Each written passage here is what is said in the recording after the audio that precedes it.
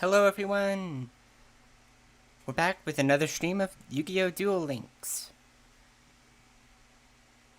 I'm your host, Jago. And we're just going to go back into the lone deck duels. Now, I had a couple of comments by viewers who suggested that since I'm going very, very fast through a lot of different decks, and I'm not really explaining the mechanics of Yu-Gi-Oh!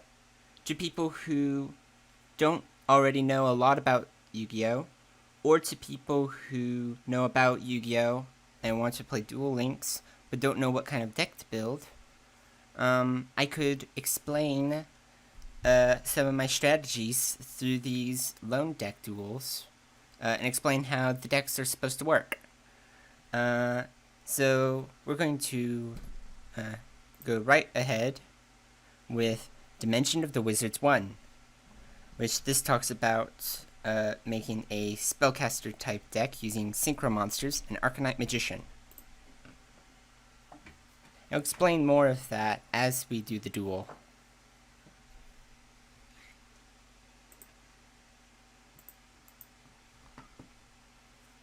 Hold on.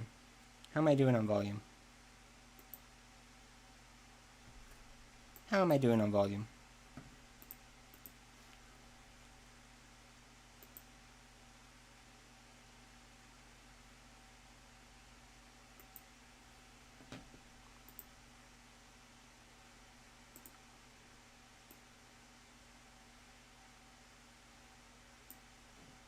I think this is a little better.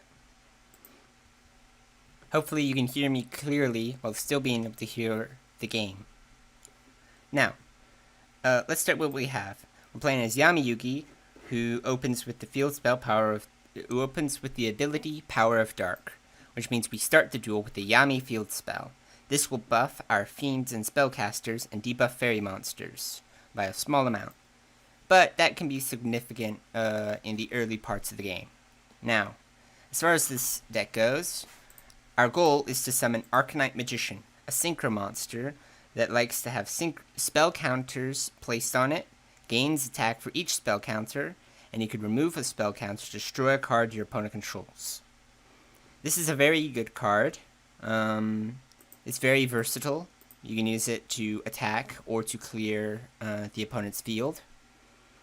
However, for it to work, we first need to set up spellcaster monsters, including a tuner, and we need to get spell counters on our way. Now, Magidog can be used as part of a synchro summon of a spellcaster to add a field spell from our grave to our hand. This isn't very useful right now, but if our opponent got rid of Yami, that would be a little bit more useful. We also have Defender, the Magical Knight, who when summoned places a spell counter on itself. And if a spellcaster would be removed from the field by a destruction, you can remove a spell counter from Defender to protect one of those monsters. And we have Wonder Wand. When equipped to a spellcaster, it gives it attack, but you can send Wonder Wand and the spellcaster on the field to the grave to draw 2 cards. This is very useful for us to build an advantage and get more cards to play, get more cards with spell counters, and be able to summon more monsters for Archetype Magician. And then we have Mythical Bestiary. Send the top 2 cards of your deck to the grave, then target 1 face-up card on the field that you can place spell counter on, and place 2 spell counters on that card. So you mill the top 2 cards of the deck, and then you place 2 spell counters on a monster you control. Ideally, you'll want Archetype Magician, because 2 more counters gives it 2,000 more attack, which, with 4 counters, gives it 4,400 attack points. Very, very strong. Additionally, if Mythical Bestiary is destroyed by an opponent's card effect, you can special summon 1 monster from your deck that you can place a spell counter on. And if you do, place up to 2 spell counters on it. Meaning, we can start by setting this face down, So if an event happens that we need to place a spell counter on a monster, such as summoning Defender, he gets a spell counter when summoned, and he can protect himself if the opponent were to attack him, and then he'd lose his spell counter. Mythical Bestiary could then be activated to give him his one spell counter back, so he can protect himself again. However, if our opponent wanted to destroy Mythical Bestiary before we could use it, we can just let the opponent do that, and then we get another monster from our deck instantly for almost no costs. Very, very good combos. Now, since we're going first, this is all we can do right now.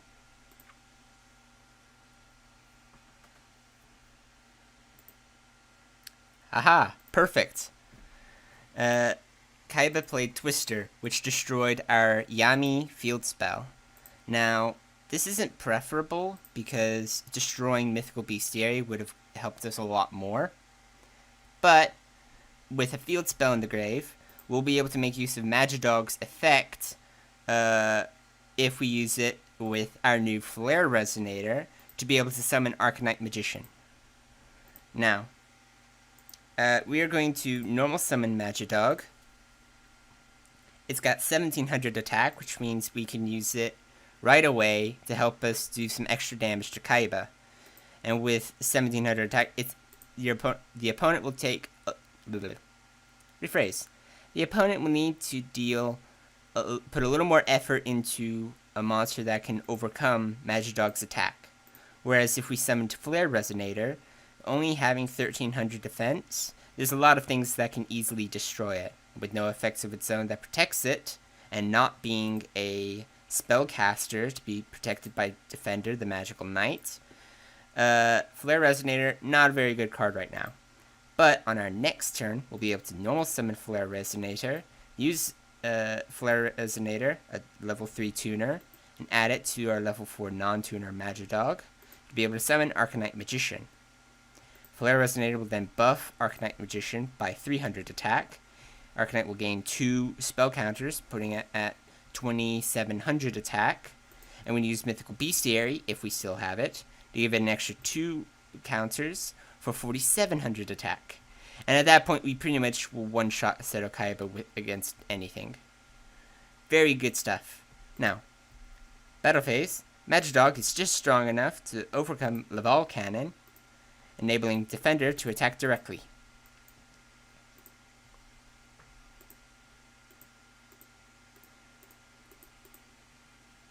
That's all we can do right now, but it's all we need to do. Yeah, Kaiba ends his turn, meaning we win this turn. It's very unlikely that Kaiba's one-set monster can defeat this powerful combo that we have before us. So, Flare Resonator summon. Special summon Arcanite Magician using the tuner monster Flare Resonator with the level 4 Magidog.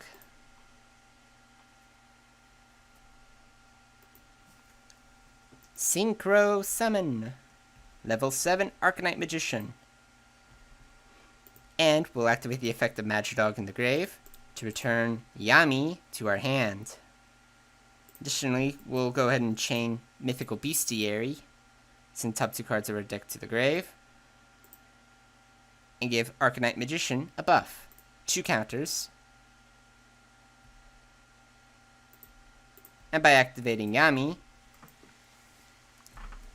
we get an extra 2 points. And since we're being stylish, we can equip Wonder Wand to Arcanite as well, for an extra 500. Now, here's another kicker. If that set monster is something like Man-Eater Bug, which when flipped destroys a monster on the field, Defender can protect Arcanite Magician from that effect by removing a counter. So there's really nothing the opponent can do to stop this combo, unless they had a monster like Hane Hane, which when flipped bounces the monster back to the extra deck. That's our worst case scenario, but these loner decks duels are very simplistic and probably wouldn't involve strategies like that for the opponent. They're supposed to be easy teasers for helping you figure out what decks you want to play. But enough chit chat. We go to our battle phase. We attack this set monster with Defender. Yep. Our opponent is playing Laval's. Used Laval Volcano Handmaiden. Not a great defensive card. Good for setting up the graveyard, as we saw in our last stream.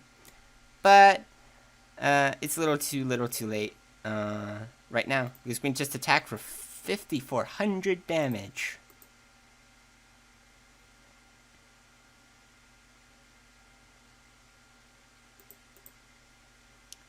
So yeah, if you're very interested in combo-driven play that results in powerful effects playing off of each other, a spell counter deck can be the way to go. Spell counters are currently the meta, last time I checked, in regular Yu-Gi-Oh! And they seem pretty strong in Duel Links as well. Now next we have Dimension of the Wizards 2. This is based around Golden Castle of Stromberg. Now,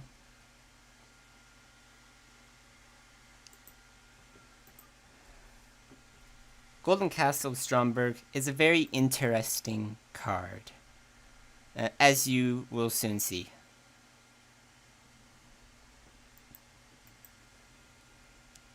So we didn't start with it in our hand, which is a little unfortunate. It's a field spell that gives benefits to these fairy tale monsters.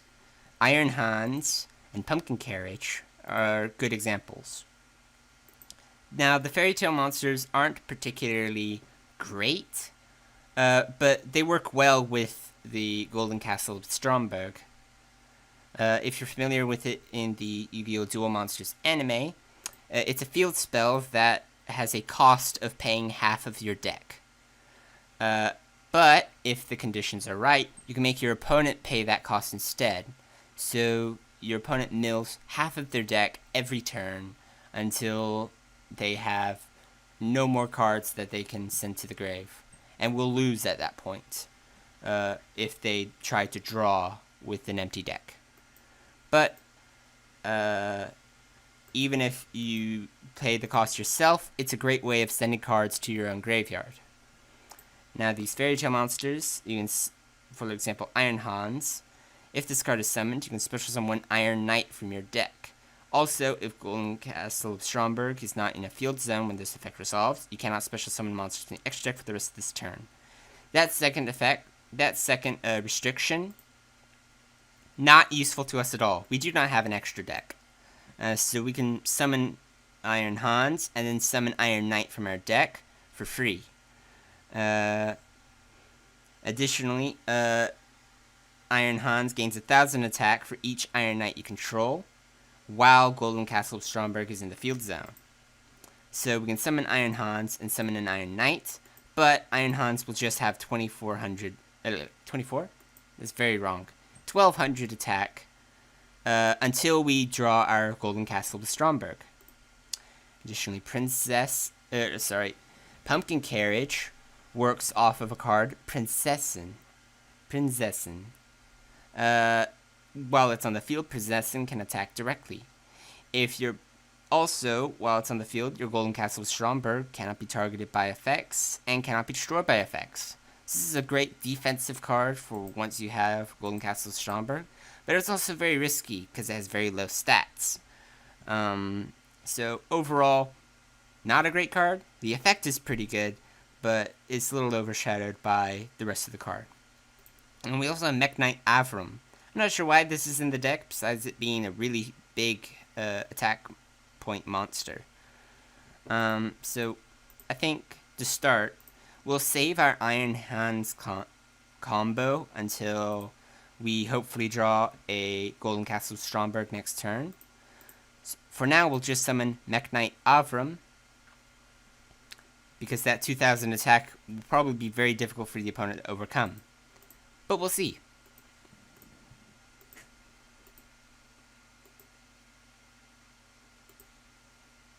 Okay, Seto is playing Fire Fists. And he plays Fire Formation Tensu. This is a cornerstone of Fire Fist decks. When we played Fire Fist in the previous stream, we didn't have Tensu in the deck, which I was very disappointed with. It's a very strong card. All Beast Warriors you control gain 100 attack, and during each turn you can normal summon one more Beast Warrior in addition to your normal summoner set. It's a very, very potent card, and all of the Fire Fists care about having Fire Formation cards, so not just is Tensu a great card, but all of the Fire Fists love it as well and make it even better. Yeah. Now, he's played a second Tensu, and Tensu has a restriction of you can only gain this effect once per turn. So even though he has 2 Tensu on the field, he only gets that 1 extra normal summon. But the secondary effect still applies. All of his monsters gain 100 attack. So with 2, they are up 200 attack, so they both have 2000 attack now.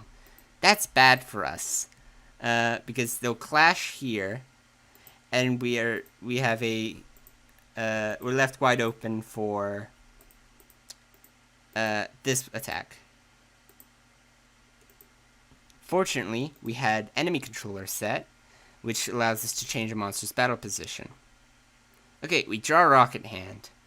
This isn't a great card, but I think we can make it work. So, what this does, as you can read, you target one attack position monster you control with 800 or more attack, you equip it with Rocket Hand, and give it 800 more attack. So, we can summon Iron Hans and set Rocket Hand, so then we can activate Rocket Hand to give Iron Hans 800 more attack to an even 2000. And that's without factoring in any other issues, because we didn't draw Golden Castle Stromberg to make use of that 1000 attack point gain for Iron Knight. But let's just show you Iron Knight.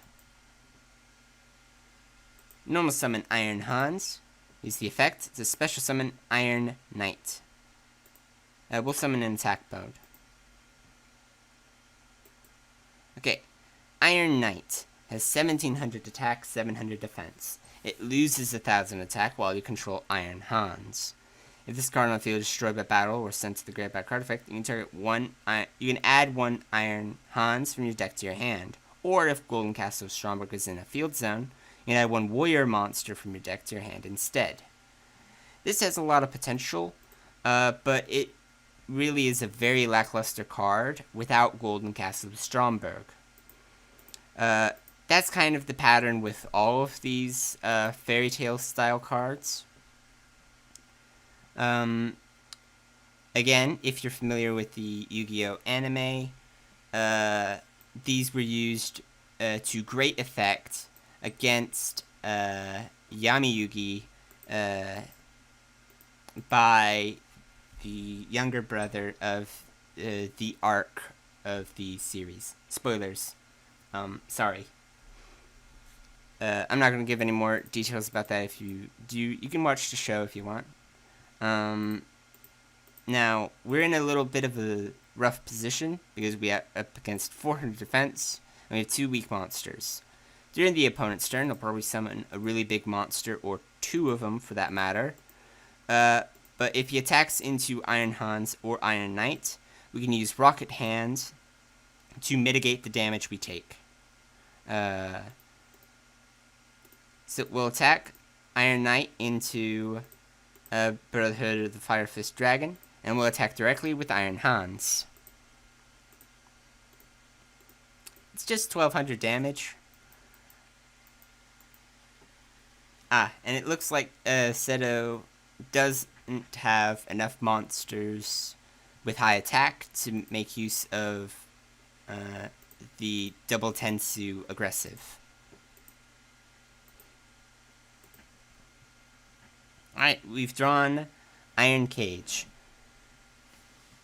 When this card is activated, send one monster you control to the grave, or if Golden Castle of Stromberg is in the field spell zone, you can send one monster your opponent controls to the graveyard instead. Once per turn during your standby phase, you can target the monster that was sent to the grave by this effect, destroy this card, and if you do, special summon that monster to your field. Like a cage, it traps a monster, puts it in jail, and then whenever you feel like it, you can destroy Iron Cage to get that monster back. But you get it to your field, meaning you can, if Golden Castle Stromberg is on the field, Iron Cage destroys an opponent's monster, and the next turn you can choose to summon it to your field, gaining control of it, which can be particularly brutal against some opponents. But it's kind of pointless if you don't have Golden Castle with Stromberg. So I think for now, we're going to play. We don't know what this set monster is. Chances are it doesn't have any attack points, but it might have higher defense.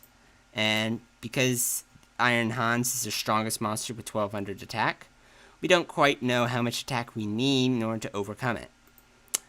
Since even if we use Rocket Hand, we'll only match to 2000 defense. But without risk, there can be no reward.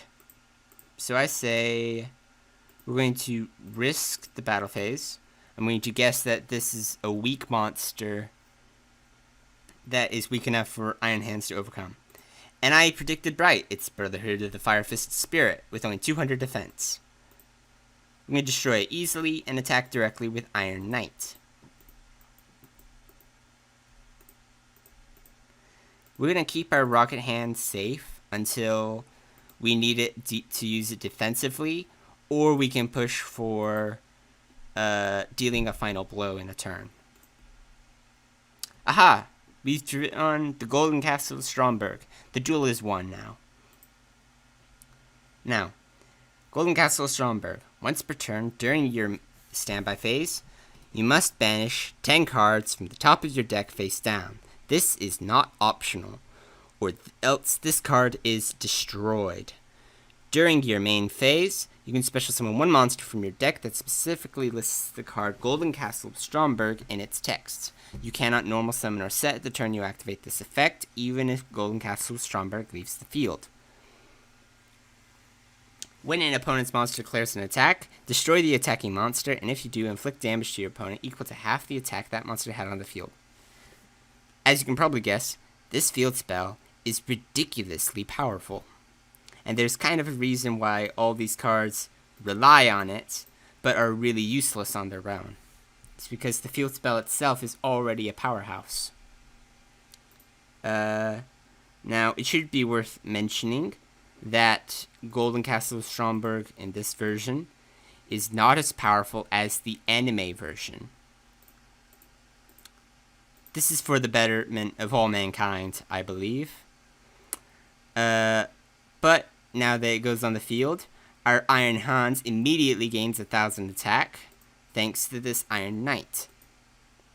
Now, since we don't really want to summon Pumpkin Carriage, we can go ahead and use Golden Castle of Stromberg's effect. It's a special summon a monster from our deck. Now we have Prinzessin. When normal or special summoned, you can special summon one Pumpkin Carriage from your hand or deck. Then if Golden Castle of Stromberg is on the field, you can equip one Glass Slippers from your deck to this card as well. With this attack, you can target one Glass Slippers equipped to this card, and one face-up monster on the field. Equip that Glass Slippers to that target. Now, I can't show you Glass Slippers right now, but it's a similarly powerful card next to the Iron Hands Iron Knight combo and the Pumpkin Carriage Prinzessin combo. And we also have here Glyph the Phantom Bird. You can discard it from your hand to add a Golden Castle of Stromberg from your deck to your hand. So, in case you can't draw a Golden Castle of Stromberg, but you do draw a Glyph, you can discard Glyph to get Stromberg out quickly. Alternatively, Glyph can target one card in your opponent's spell and trap card zone and destroy it when normal or special summoned. such as if we summon it now, we can get rid of his face down trap card, which if we check back up here in the log, let's see, I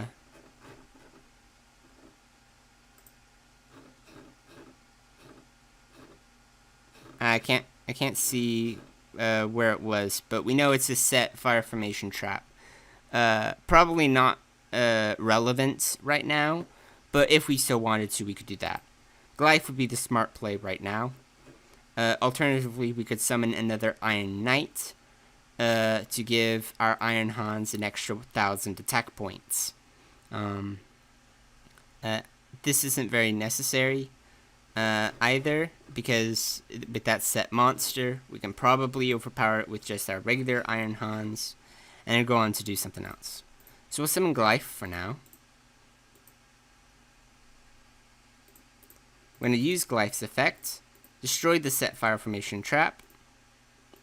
Yeah, it was Kaio. It helps deal piercing battle damage. Yeah, not very relevant. And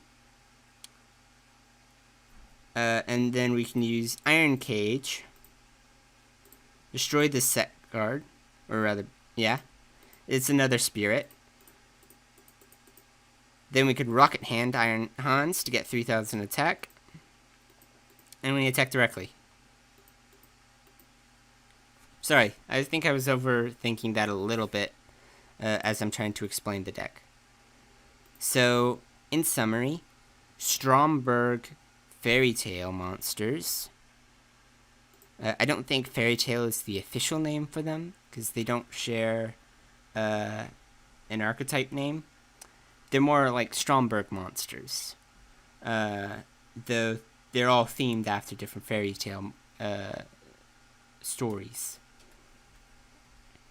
But in summary about how the deck works, if you want to put all of your eggs in one basket and revolve around one singular card to make massive plays, Stromberg's a pretty good option for that. It can be terrifying if you get it to work, but it also has a few major weaknesses, such as if your opponent has spell or trap card removal, they can destroy Stromberg. If your opponent has a large enough defense, they can try and get you to burn through your own deck, such that Stromberg can be used against you much quicker. That's some stuff to keep that in mind. I personally think it's a very cool deck. Anyway, now we're going back to Six Samurai United. We played Six Samurai before in a stream.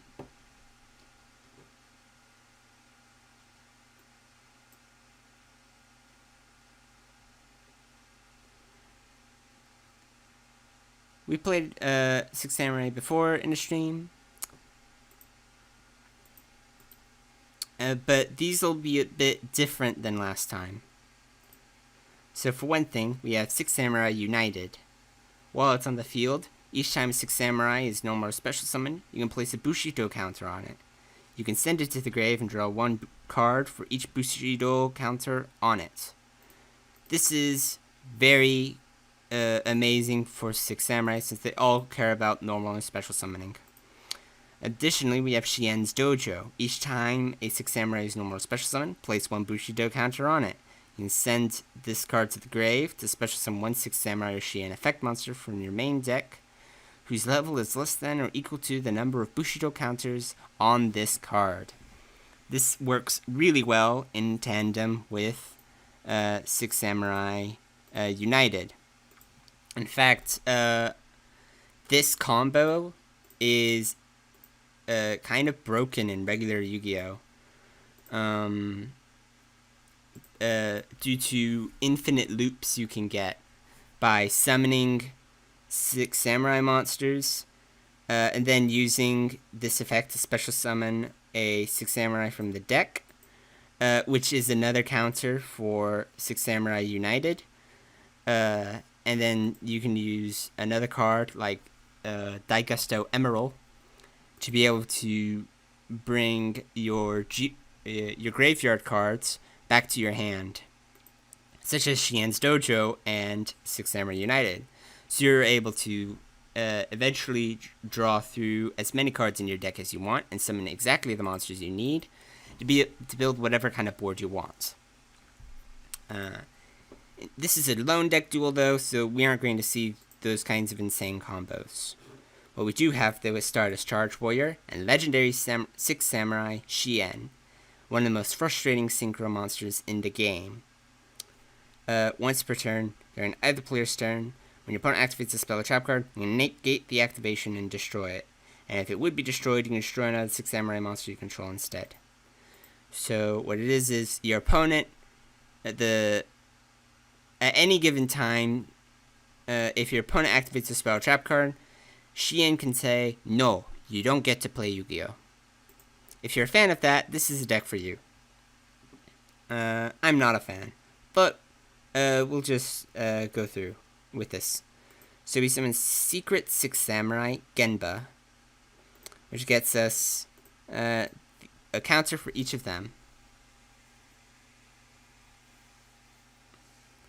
And because we only have one Six Samurai monster on the field, our 6-style dual wield, we can set that. And then during the opponent's turn, if they attack something that is stronger than Genba, we can activate dual wield to return up to 2 cards the opponent controls to the hand. Which is absolutely devastating, by the way, as we will soon see. Yep, here we get Arcane Barrier and Skilled Red Magician. We can activate dual wield to return Skilled Red Magician and Arcane Barrier to the hand. And just like that, the opponent's turn was effectively skipped. Now, we can normal summon this Genba. We can activate Six Samurai United to draw 2 cards.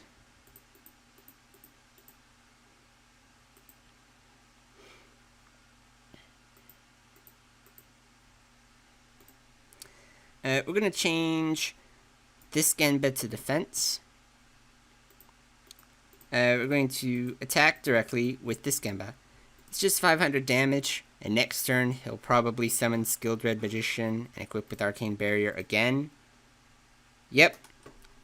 This is 1100 damage coming our way.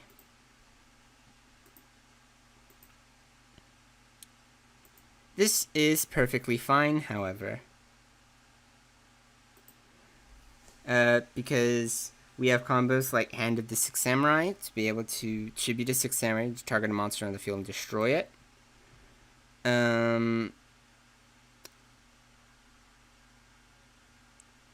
So Arcane Barrier wants spellcasters to be destroyed to put counters on it, and then you send Arcane Barrier and a spellcaster to the grave to draw a card for each spellcaster that was on Arcane Barrier. You can have up to 4, so drawing 4 cards can be a massive gain, but it's also a massive hassle to pull off. Now, I think we can normal summon Legendary Six Samurai Kageki, whose effect allows us to summon another Legendary Six Samurai,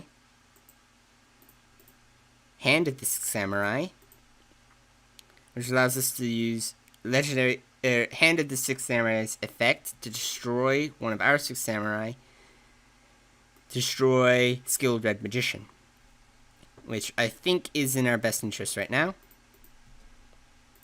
We're going to destroy Kageki to destroy Skilled Red Magician. And then we can special summon Legendary Six Samurai Xian by tuning Genba with hands, like so. And with 5 counters on Xian's Dojo, we can summon basically any Six Samurai we want from our deck.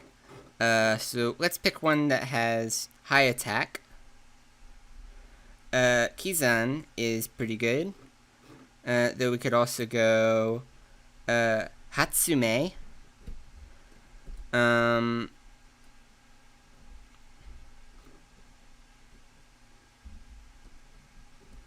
Hatsume is a smart choice because she can summon a 6 samurai from our graveyard by banishing 2 other 6 samurai from our graveyard. So Hatsume's effect activates. We can banish Hand of the 6 Samurai and one of our 6 Samurai Genba to special summon back that 6 Samurai Kageki. Kageki, while he's on the field, gains 1500 attack while you have another face-up 6 Samurai monster with a different name. Super easy to pull off, especially with using his own effect. So you have 1700, 1600, and 2500, and your opponent basically cannot do anything to react to this. This is turn 5, by the way, and we have a really powerful board. So, attacking with Shien. Even if your opponent had something like Drowning Mirror Force or Enemy Controller to try and counter, Shien can negate that effect for no cost at a whim.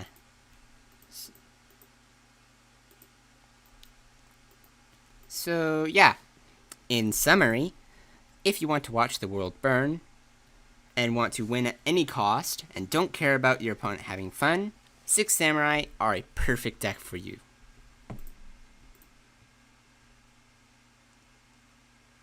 Now, onwards to the next deck, we have Scrap Monsters in Warriors Unite 2.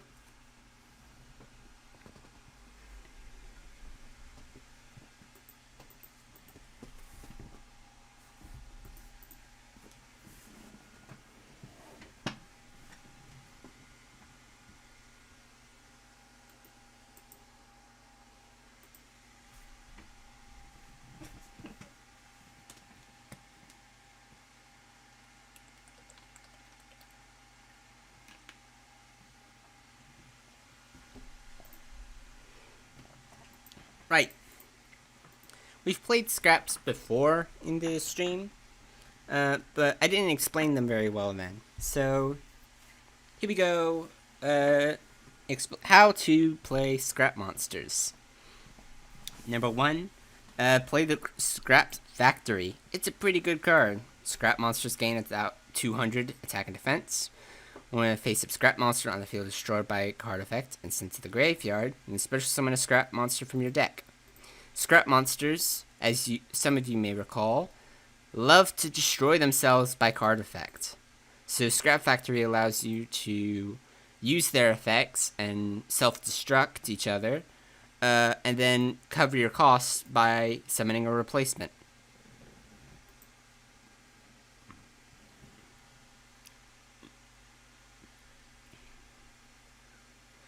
So, here's an example. Scrap Goblin cannot be destroyed by battle, but after it is selected as an attack target while in defense position, it destroys itself at the end of the battle phase, which would allow us to play it defensively, and then use Scrap Factory to summon a replacement. Then his own effect, if destroyed by the effect of a scrap card and sent to the graveyard, and select 1 scrap monster in your graveyard except Scrap Goblin and add it to your hand. This is particularly useful, so we can set it, have it be destroyed, use Scrap Factory to summon a replacement, and then use Scrap Goblin in its effect in the graveyard to add a different scrap from our grave to our hand. Useful stuff. Additionally, we have Scrap Searcher, which, if it's in the graveyard and a scrap monster we control is destroyed, we can special summon Scrap Searcher from our grave. And then we have my favorite, Scrap Golem, also affectionately referred to by some as the Refrigerator. Once per turn, you can select 1 level 4 or lower scrap monster in your graveyard and special summon it to either player's side of the field. As to why you would want to play some scraps to your opponent's side of the field, it's kind of situational. But it can be very powerful to combo into any number of scrap synchro monsters. Like here we have Scrap Twin Dragon, which allows you to select 1 card you control and 2 cards your opponent controls and destroy them. Destroy the one you control and then bounce the 2 your opponent controls. And then if it's destroyed, you can special summon a non-synchro scrap from your graveyard. But we can go even further with some of these Ally of Justice cards. Or even Stardust Charge Warrior, which we saw previously. When it's synchro summoned, you can draw a card, and it can attack all special summoned monsters your opponent controls once each. It's decent. 2000 attack, can attack up to 3 times, and you draw a card off of it. It's just generally good.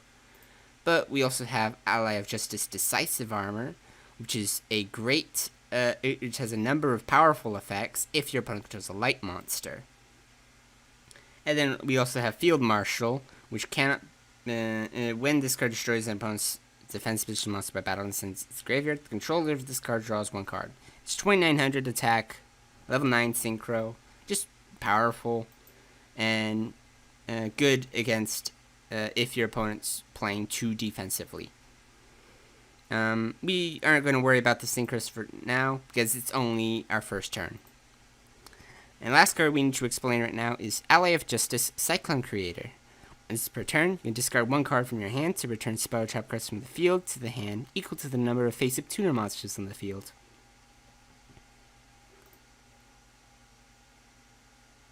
So, we could say summon Ally of Justice Cyclone Creator and discard Scrap Golem to be able to return any spell trap cards your opponent controls to the hand, because you'll return at least 1, because Cyclone Creator is a tuner. But if we also had Scrap Goblin on the field, we'd be able to return 2. Unfortunately, the only spell card right now is our field spell, Scrap Factory. So to keep things simple, we're just going to set Scrap Searcher. End the turn. Scrap Searcher can be destroyed by a card effect to be destroyed. If you destroy Scrap Searcher with an effect, we will trigger Scrap Factory. Since this is just battle, we just get Scrap Searcher in the graveyard. Scrap Searcher in the graveyard is helpful since we'll be able to summon it whenever a scrap monster we control is destroyed while it's there. Such as, we can say, normal summon Ally of Justice Cyclone Creator. Use its effect to discard a Scrap Golem.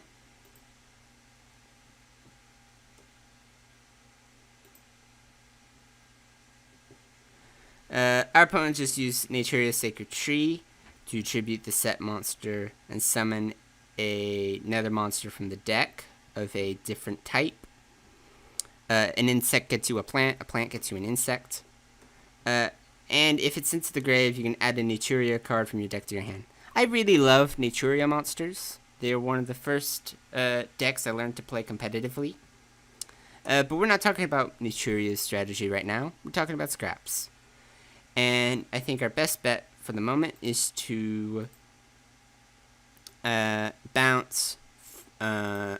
Because there are multiple tuners on the field, we can bounce both the spell traps to our hand. Such as, because it's based off the number of tuner monsters on the field, not just your own field. So that's our opponent's fault for playing Naturia Cherries so early, and not synchro summoning off. So, with 1400 attack now, we're a little bit vulnerable to the Naturia Pumpkin. But we can go ahead and deal with a Naturia Cherries. Get him to play another Cherries from the deck.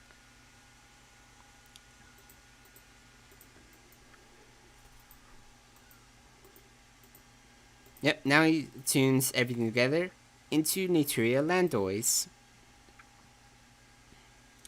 Now, Landois is a little bit problematic because it can negate effect monster effects, but the opponent has to discard spell cards to do so.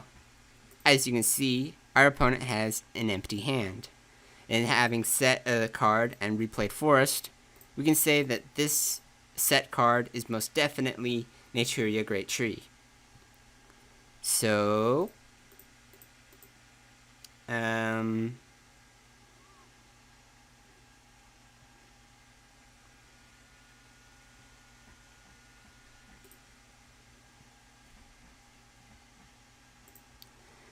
going to set Scrap Goblin, play a little defensively. We can take a few hits.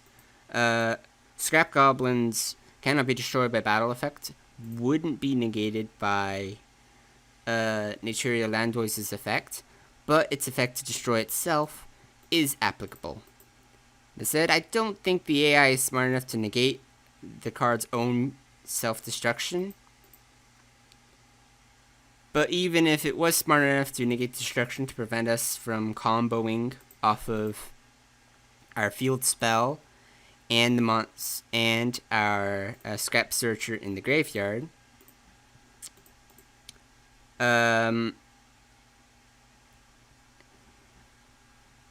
it would also be a bad idea to not negate it. Because then we still get our monster that cannot be destroyed by battle. If that makes any sense. We'd be able to tribute it next turn to summon Scrap Golem, and then make combos off of Graveyard Revival. I feel like I'm rambling a little bit. I think I can be a little more descriptive with these strategies. Alright, so our opponent synchro summons again into Gaia Knight, the Force of Earth. Not the best card they could play, but Scrap Goblin's effect activates. Opponent has no cards in their hand to negate. We get Scrap Factory's effect. We get Scrap Goblin's effect. We'll add Scrap Golem to our hand. And we'll activate the effect of Scrap Searcher to summon itself.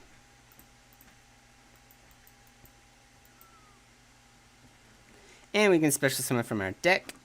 Let's summon...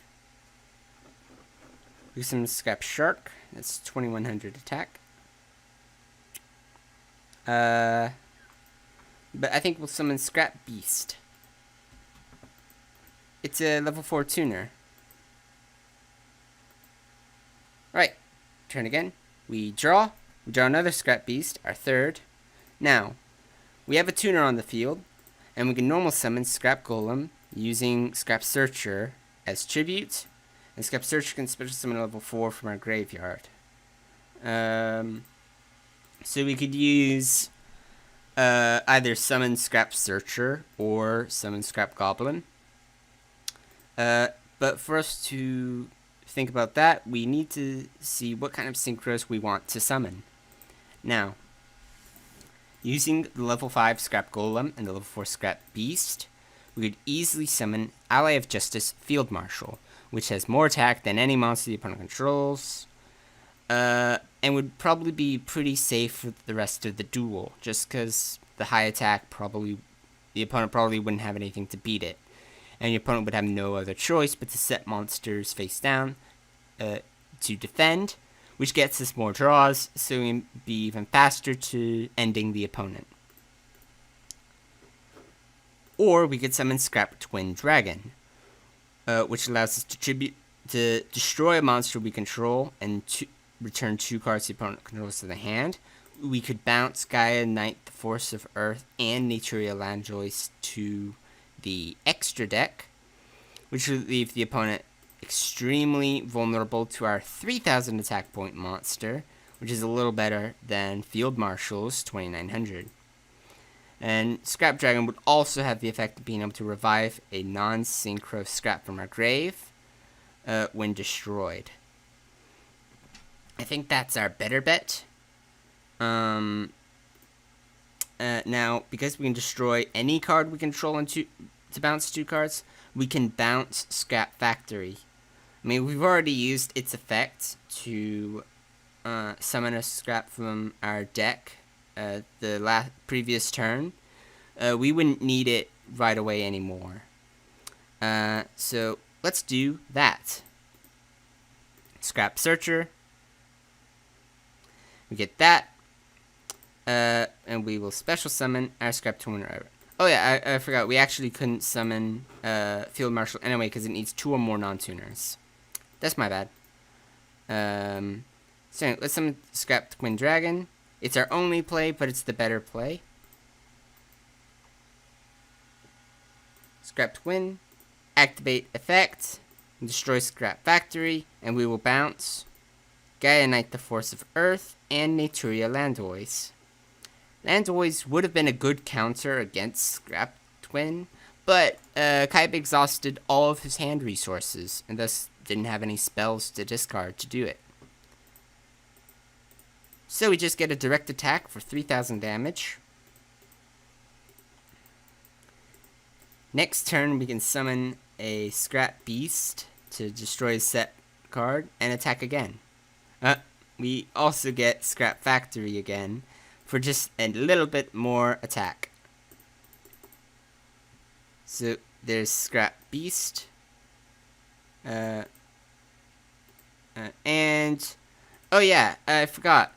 Our opponent's field spell Forest buffs Insect, Beast, Plant, and Beast Warriors. And Scrap Beast is a beast, so it's getting buffed even further.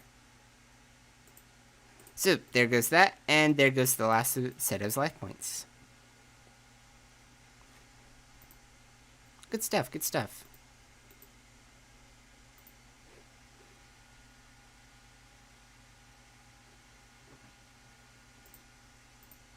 Awesome, that's another 30 gems. On to Lords of Shining 1. Here we get into Dark Lords. Dark Lords are kind of like if you wanted to make a deck entirely of boss monsters.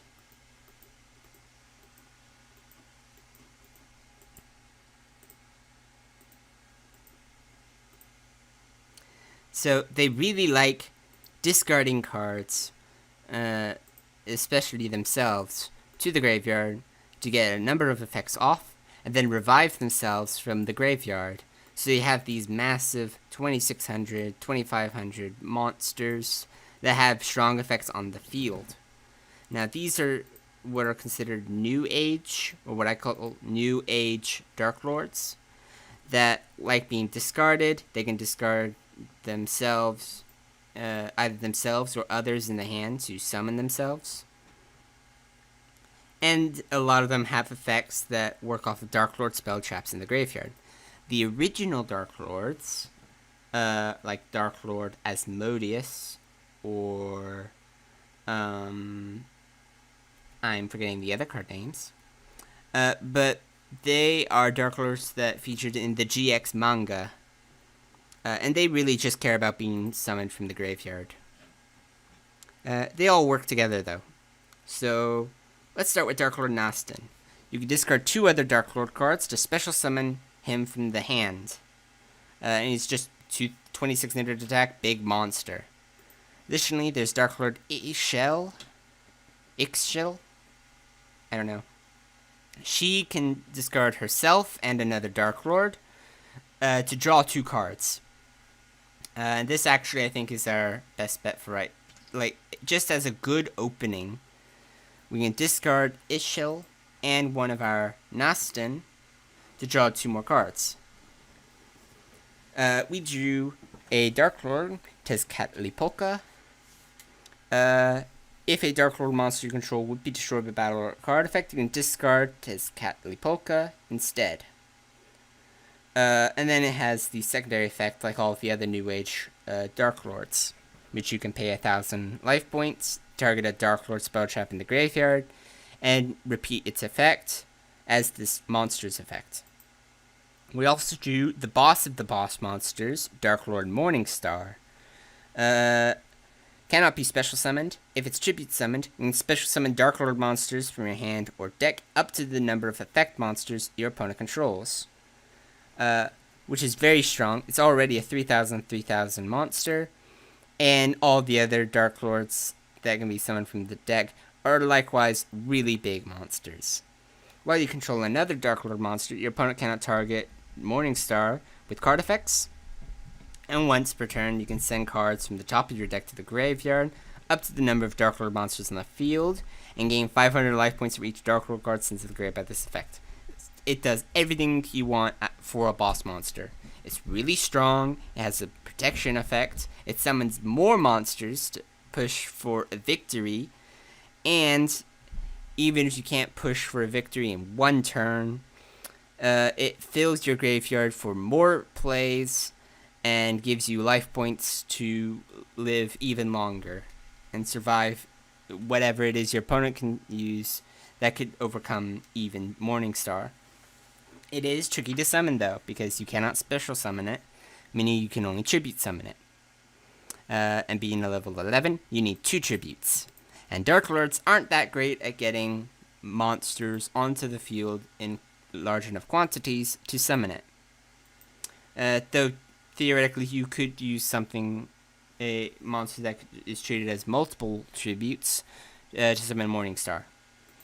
But for now, we're just going to, because I don't think it's all that great to summon Morningstar on turn 1, and we can't do it anyway, we're just going to use Nastan's effect to discard Morningstar and Tezcatlipoca to summon it.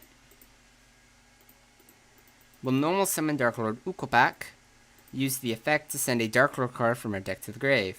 Here we get to see Dark Lord Desire, another old school Dark Lord Superbia, and Dark Lord Ede Are.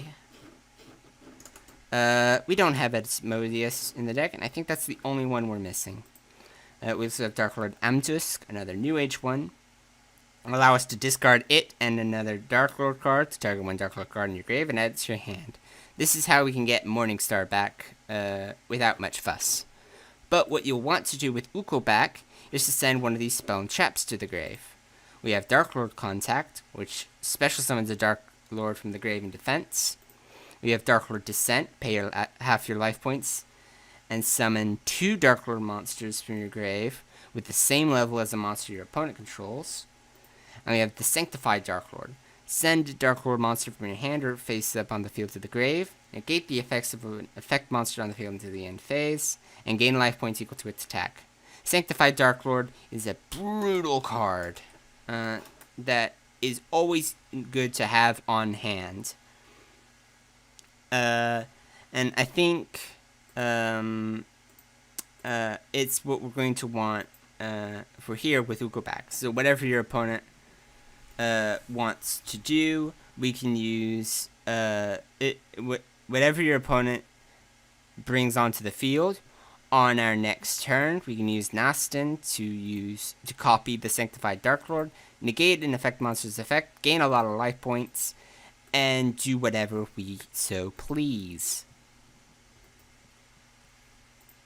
Yeah, all the opponent does is set a card.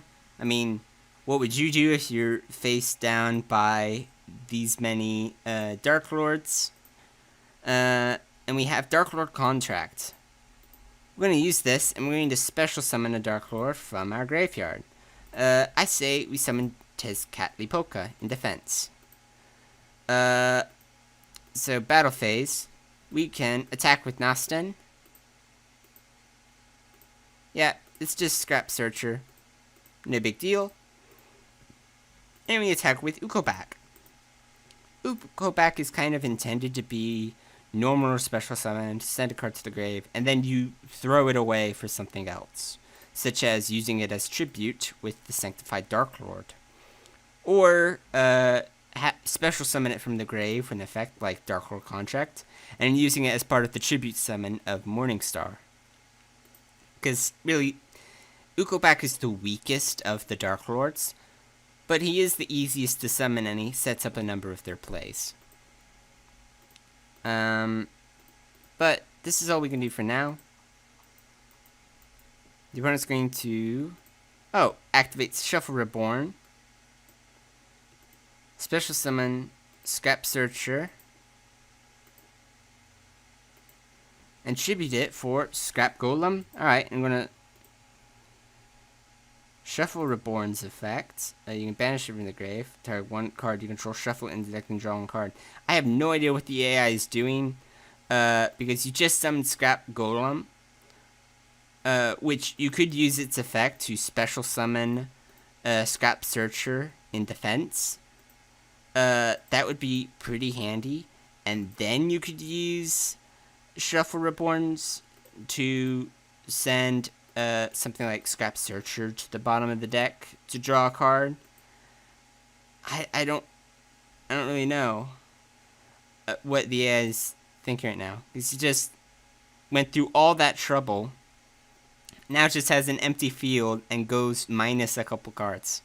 I don't think the AI planned this out, but it doesn't really matter because we have lethal damage regardless.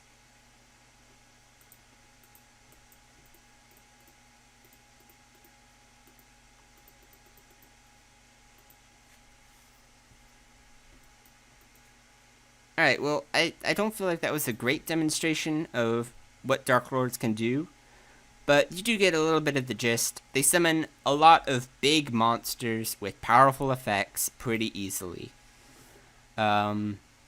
which is very frustrating for a lot of people. They do require a little bit of skill to know like what cards you want to send to the grave to make use of effects on the field. They have a little bit of risk with paying life points to make use of effects, but they also have a lot of, like, they have so many upsides that makes the costs a little bit irrelevant. Anyway, now we're on to a Parshath deck, I believe.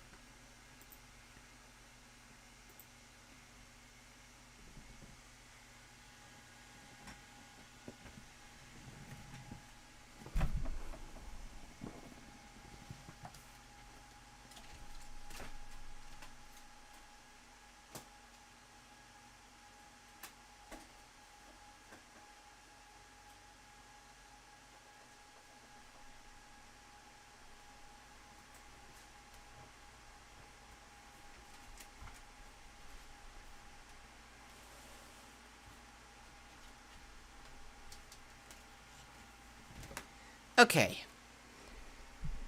So we're on to Parshath. The way Parshath and Counter Fairy decks work is you want to play counter trap cards that prevent your opponent from playing the game, and then do what you want.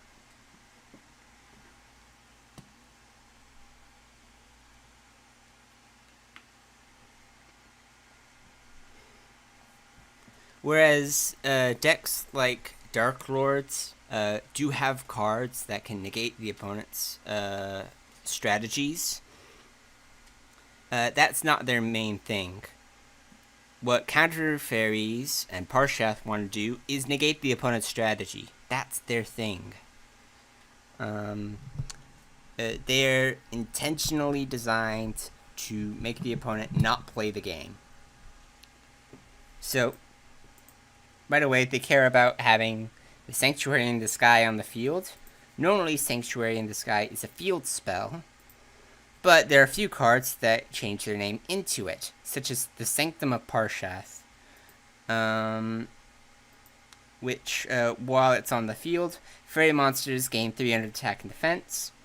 Also, set cards cannot be targeted by or destroyed by card effects. And once per turn, you can target a total of 3 fairy monsters and or counter traps with different names in your graveyard and place them on the top of your deck in any order. This is a great card that helps with a lot of things. Now, we're going to go ahead and activate this. And we can normal summon our Power Angel Valkyria.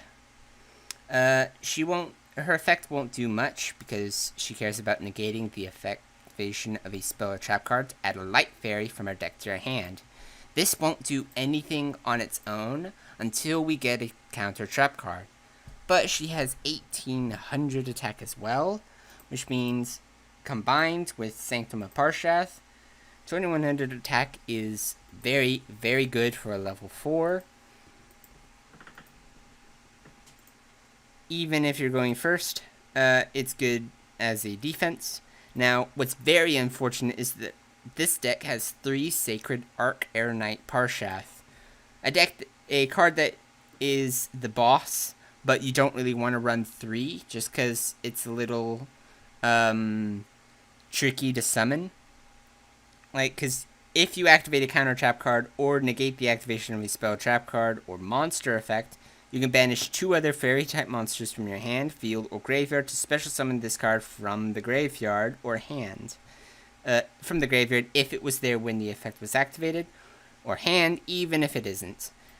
That's problem solving card text lingo for if it is in the grave when you activate the card or negate the effect, then you can summon from the grave. Or if it's in your hand when you activate it, or you add it to your hand in the same chain that you negated, then you can summon from the hand. If that makes any sense. It's a little bit complicated, but regardless, you need to have a counter trap or other card that negates the opponent's plays, and you need to have 2 other fairy monsters around.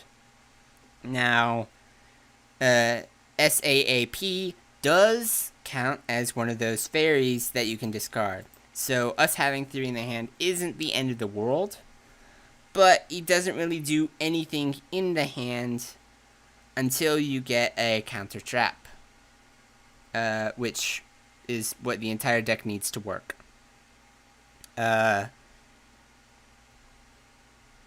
So one combo that would be great is if we had a negating card, we can negate an opponent's spell trap card with a counter trap, use Power Angel Valkyria's effect to add a light fairy from our deck to the hand. We add Sacred Arc Air Knight Parshath to our hand via Valkyria's effect, and since this is still in the same breath that a card was negated, we could use Parshath's effect to banish, say, Power Angel Valkyria and another card to summon it from our hand. I think that's a better example of how that works, if memory serves. But then you go into what else Parshath does, which is if it attacks a defense position monster, inflicts piercing damage, and if it inflicts battle damage, you can add a Parshath card or counter trap from your deck to your hand. Very decent boss, but it's a little clunky if you don't have any freaking counter traps.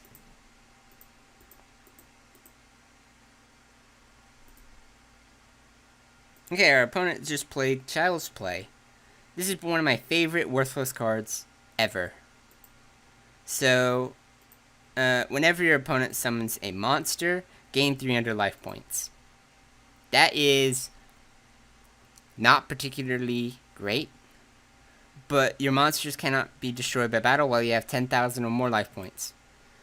In regular Yu-Gi-Oh, when this card came out, it saw no play at all. I mean, there's not enough. Gaining 300 life points is not enough to be considerable, even if your opponent is summoning like 3 or 4 monsters a turn, because that only adds up to be 900 or 1200 attack. If your opponent is playing this huge combo deck even, and is summoning like 10 monsters in a turn, you've gained 3,000 life points. That's really impressive. But if your opponent is summoning that many monsters per turn, chances are all of those monsters have 3,000 or more attack. Just because that's how modern Yu-Gi-Oh's competitive plays out. And having 10,000 or more life points, well, if you are running Child's Play and a lot of life point gain, it's pretty easy to get 10,000 or more in regular Yu-Gi-Oh! When you start at 8,000. This is Duel Links. You start at 4,000. And if you've gained 10,000 life points in Duel Links, chances are you are already in a combo that will ensure you a victory, such as just sheer life point stall, or you're playing a row mage, in which case you're gaining a lot of life points and you are accumulating a lot of damage on the field with powerful effects. So, all that considered, Child's Play, not a good card, but I like the style of it. It's the first spell card ever to reference 10,000 of a number, which is cool. Anyway, as to what I just did, I set Raikou Lightsworn Hunter. It's a decent card. When it's flipped, you can destroy a card on the field and send top 3 cards of your deck to the grave. when you're running a light deck or something that likes cards in the graveyard, Raikou is always a solid bet. Anyway, battle phase. We're attacking Valkyria because we don't have anything else we can do. Our opponent is running Legendary 6 Samurai Kagekis. Probably just a 6 Samurai deck with a Shien in the grave. But we finally we finally have drawn Wiretap, a trap card, counter trap specifically. When the trap card is activated, you negate the activation and shuffle that card into the deck. It's not perfect, but it's useful for the deck to work. Now, because we have 2 monsters on the field, we can just tribute summon a Sacred Archetype Parshath, which I think is what we're going to do. But first, we will flip summon Raikou the Lightsworn Hunter. Now, because this is a summon, Child's Play will activate. We don't need to worry about Child's Play. It's not going to mean much in the long run. Now, I say we're going to destroy one of these set cards. But because I'm I forgot to read, the Sanctum of Parshath protects all spell and trap cards. Cannot be targeted by or destroyed by card effects. Now, it feels like a glitch because this is destroy one card on the field. And this does protect all set cards, so it even protects your opponent's set cards. So I wasted Raikou's destruction effects. I should have just summoned, destroyed the set monsters so we do more damage. But for now, we're just going to tribute summon, tributing Raikou and Power Angel Valkyria to get our Arc Air Knight Parshath, which is buffed to 3100 with Sanctum of Parshath. I'm going to go into the battle phase and attack the set monster. Parshath does a little bit of piercing, and we get to add a card from our deck to our hand. Now, apparently the only Parshath and counter traps in our deck are Rebirth of Parshath and Wiretap. Wiretap, not the most useful, just considering what the opponent would have available to them. But Rebirth of Parshath is a little bit more useful, but a little more costly. When a spell or trap card or monster effect is activated, you can reveal a counter trap in your hand, then discard any of your cards and pay 1,000 life points to negate that activation. Then you can special summon one Parshath monster from your deck or extra deck. That second part is very useful into summoning a Sacred Arc Air Knight Parshath or a Parshath Synchro monster. But otherwise, it's just kind of a more costly Omni Negate. So what we're going to draw is another Wiretap. Or rather, what we add to our hand is another Wiretap. And that's all we do with our turn.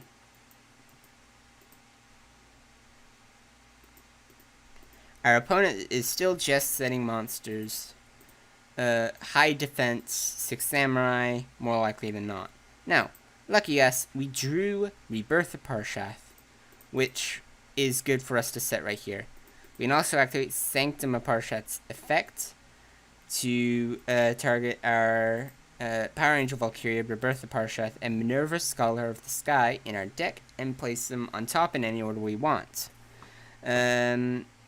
Something that we might want to keep in mind is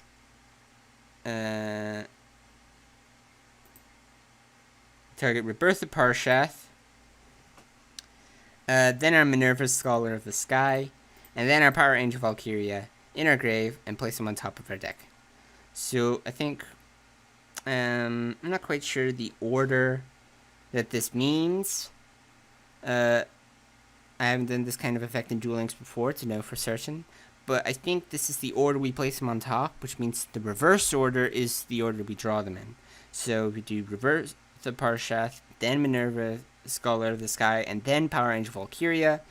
I think this means next card we draw is Valkyria, then Minerva, then Rebirth. But we'll see shortly enough. Yeah, battle phase. We attack the set monster. It's another high defense monster. We're going. Oh, darn it. Well, I guess we won't know because I misclicked. And now we search, the deck is shuffled, and we won't get that order at all. Now we get a Secret Six Samurai Fuma summons Genba from the deck. Okay. Turn end.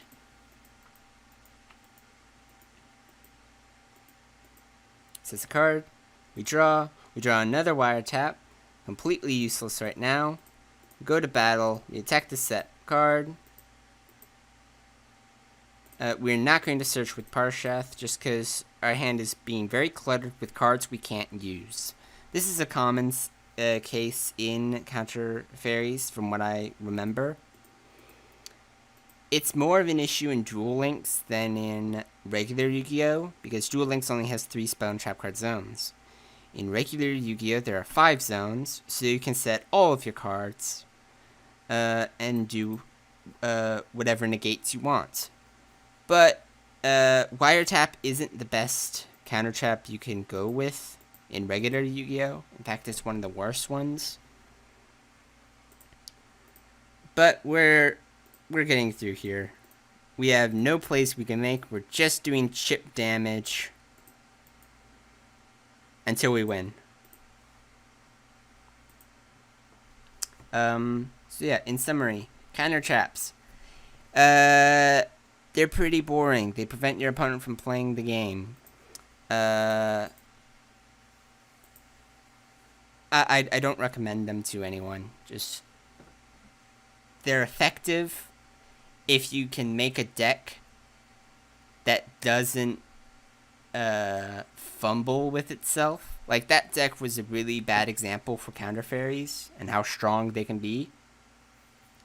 But even strong counter fairies are definitely strong. They prevent your opponent from playing the game. But that makes things not fun for the opponent, and no one will want to play against you if you're using counter fairies. So just for the health of the game, I don't recommend using them. Now, onto our next deck. We have a Synchro deck in Blazing Rose. This is a deck based around Black Rose Dragon, meaning it's going to be a bunch of plant monsters.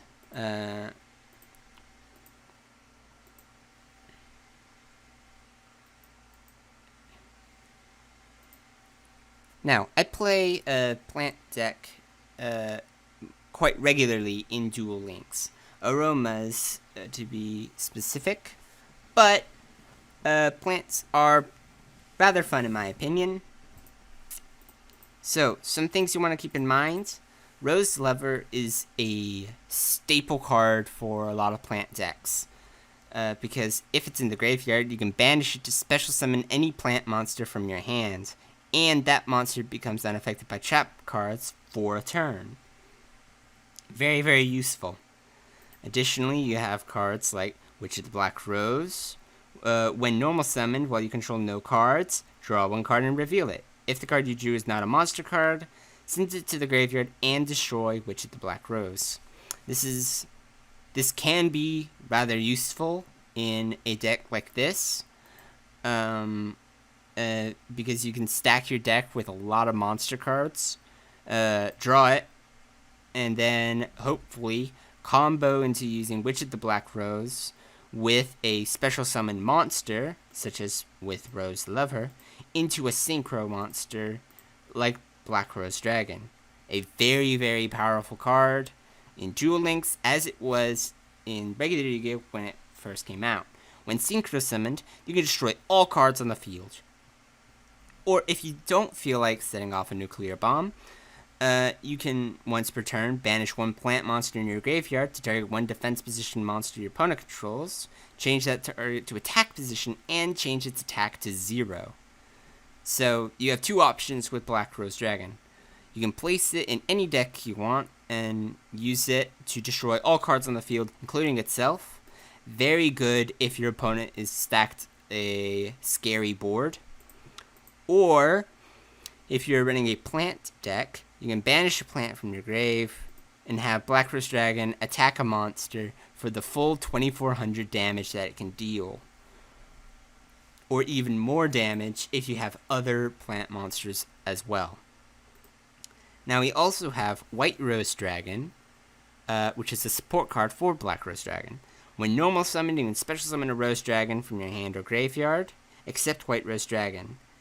And then you can use each of the following effects once per turn. If you control a dragon or plant type tuner, you can special summon White Rose Dragon from the hand. Such as if we summoned Witch of the Black Rose by a normal summon, and we drew a monster card that kept it on the field, we can summon White Rose Dragon to have them both on the field. Added levels of 8. It's too much to summon Black Rose Dragon, but if you had other synchro monsters in your extra deck, this is a very good combo. Additionally, if White Rose Dragon is sent to the grave as synchro material, you can target one level 4 higher plant monster from your deck and send it to the grave. I fumbled my words a little bit there, but this effectively lets you summon White Rose Dragon, send another Rose Dragon monster from your deck to the grave to get things pulled off. There are also other Rose monsters, I believe, like Rose Knight is another plant monster, level 4 or higher, that has an effect in the graveyard. And depending on what you want to do, White Rose just lets you thin the deck as well, allowing you to draw the cards that you want and send to the grave cards you don't want. Now, we also have Revival Rose. If a level 5 or higher plant monster you control is destroyed, you can special summon Revival Rose from the graveyard. This is particularly good if you decide to go nuclear with Black Rose Dragon, since it's a level 7 that destroys itself. Revival Rose in the grave can then be revived, as per its name, and you've nuked the field, and you at least have a monster that can make up the difference. I think we're just going to play cautiously and set up the graveyard by setting Rose Lover first. It's what I usually do with plant decks, just because it's such a good card that you want to put in the graveyard whenever you want. Alright, so our opponent, Yusei, is using X-Saber Galahad with Banner of Courage. Here we go. We have another Rose Dragon, Blue Rose Dragon. When this card on the field is destroyed and sent to the grave, you can target one Black Rose Dragon or plant monster in your graveyard and special summon that target.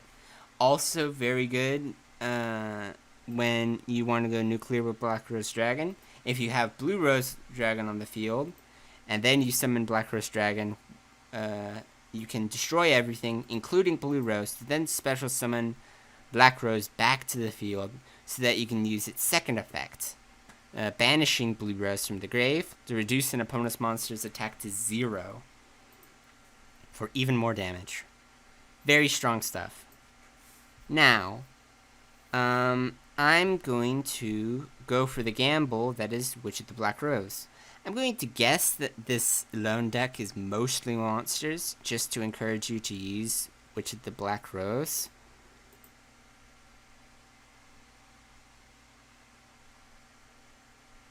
Yep, we drew a monster, which means we get to keep Witch of the Black Rose. Now, we have a hand full of level 4 monsters, which is not pleasant for what we want to do. And which I again didn't read. Witch of the Black Rose is a spellcaster tuner, not a dragon or plant, so White Rose Dragon doesn't actually combo off of it, unfortunately. But X-Saber Galahad has a weakness. If this card is attacked, it loses 500 attack. So if Witch of the Black Rose attacks Galahad, normally it'd be 100 point difference against us, but it'll turn to a 400 point advantage for us.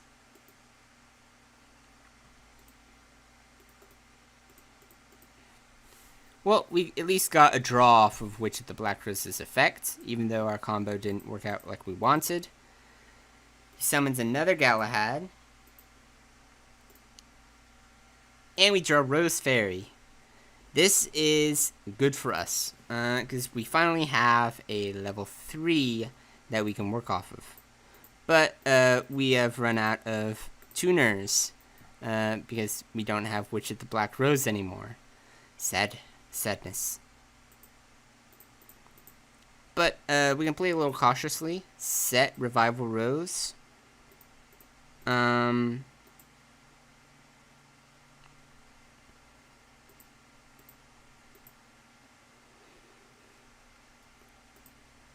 think next turn we can make use of normal summon White Rose Dragon, use its effect to special summon Blue Rose Dragon, and then normal summon Rose Fairy to then synchro summon and pull off the combos. But I think for that to work ideally, we'll want this Revival Rose, which can also revive itself after we use Black Rose Dragon. So we're going to end our turn. Opponent's going to summon another monster. We're going to take a bunch of damage. This is X Saber Galahad. We take 2,000 damage from XX Saber Garsum. Okay. Summon time. Normal summon White Rose Dragon. Effect activates. We summon Blue Rose Dragon. Use the effect of our Rose Lover in the grave. Special summon this Rose Fairy. Ugh! And again I miscount. Because Rose Fairy's not a tuner. I'm very sorry, everyone.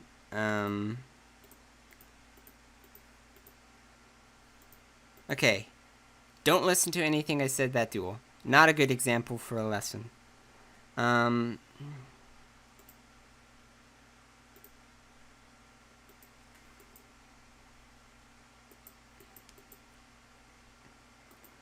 Let's try this again.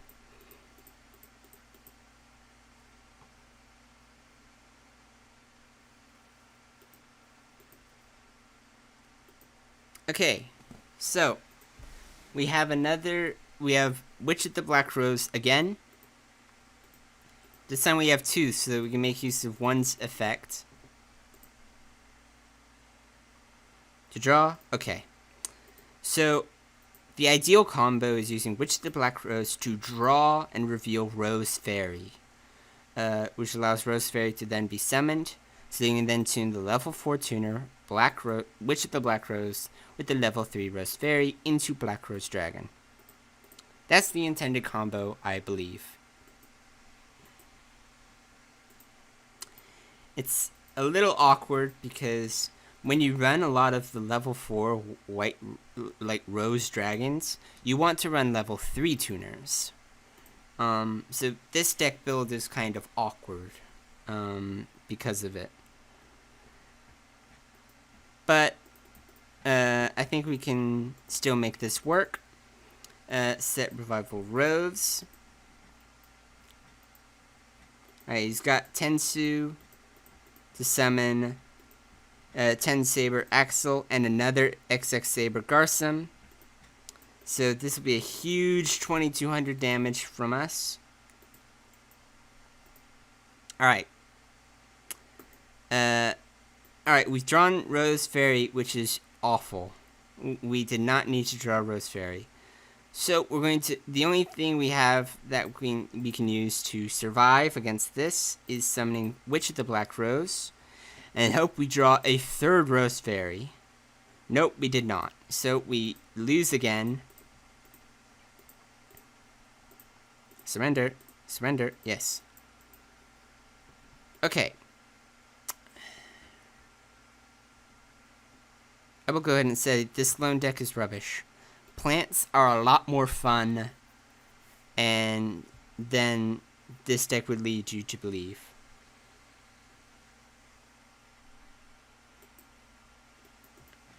The hints that you get for the lone duel says to combo White Rose Dragon with Influence Dragon, but we haven't drawn Influence Dragon yet in 2 times. But our opponent's deck is strong enough that they can summon huge monsters that can destroy us before we have a chance to draw those monsters. And again, we draw a Rose Fairy. And the opponent has Solemn Wishes. We are not supposed to win this lone deck, I think.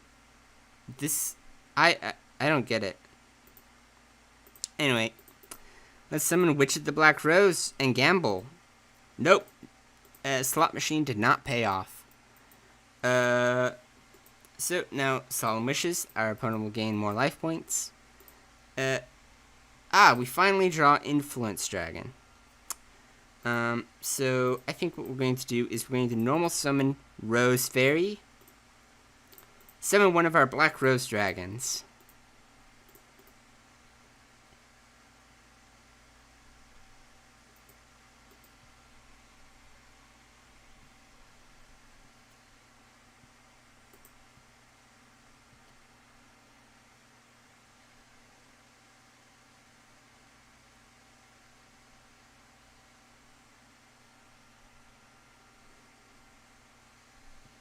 Boom. This is how this is supposed to go. Black Rose Dragon nukes the field. Perfectly said, Akiza, thank you. So we destroyed 2 XX Saber Dark Souls. 20 Saber Dark Soul. Which, during the end phase, if this card was sent from your field to the graveyard, you can add 1 X Saber from your deck to your hand. This is really bad for us, because both Dark Souls effects will activate. He draws 2 cards. It will add 2 monsters he wants, and then draws a card for his next turn. So we'll have a full hand of 5, and we have an empty field.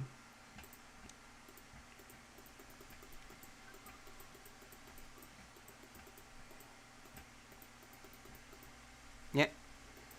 Added a Garsum and a Galahad. This is really bad for us. But we do have Influence Dragon and White Rose Dragon. So we'll be able to summon Influence Dragon, then special summon White Rose Dragon.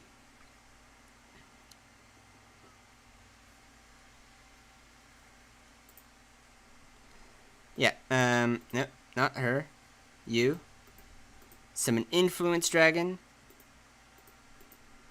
Summon White Rose Dragon. And we're going to special summon another Black Rose Dragon.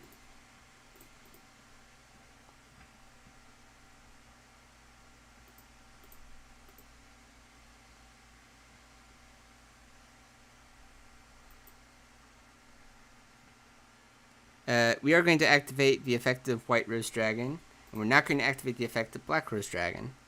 So now, seeing what other cards we have in our deck, we have Fallen Angel of Roses. Not a great card. If it's in your hand, you can return a plant monster you control to the hand to summon it. But then it banishes itself when it leaves the field. So level 7 with 2400 that you can summon like that. Summon for effectively 1 tribute that doesn't stack the grave. Honestly, not that great for plants, and so many of them have effects in the graveyard that you want to pull off. But we also have Botanical Lion. Gains 300 attack for each plant monster you control, and control of it cannot switch. It has 1600 attack on its own and 2000 defense, meaning, and it itself counts for the plants on your field. So it's a 1900, 2000 attack level 4, which is insane value for a level 4. And of course, we also have Revival Rose, which we'll send to the grave. So if this Black Rose Dragon gets destroyed, we can make use of this Revival Rose's effect. Now, Once per turn, you banish one plant monster from your graveyard and target one defense position monster your opponent controls. Fortunately, Galahad is not in defense, but we can still attack into it to do some big damage.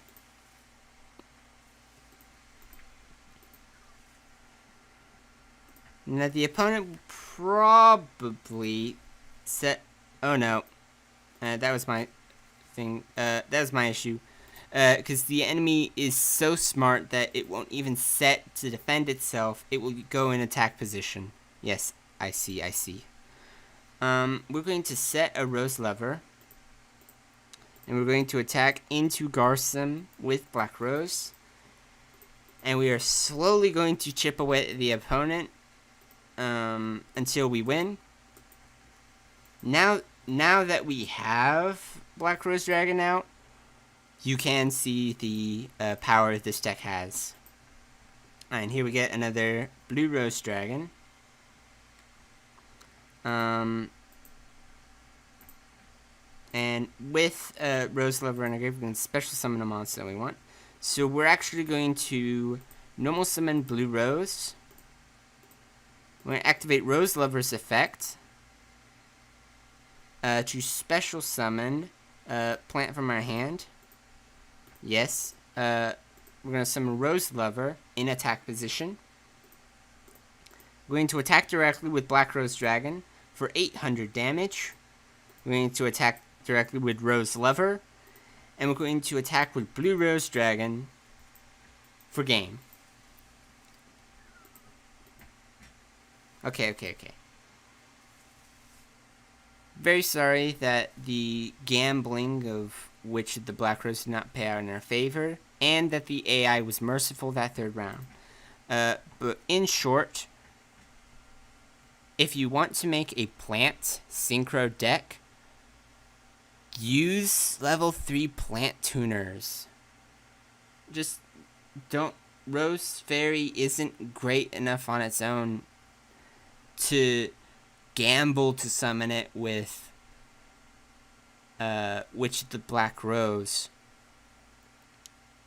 And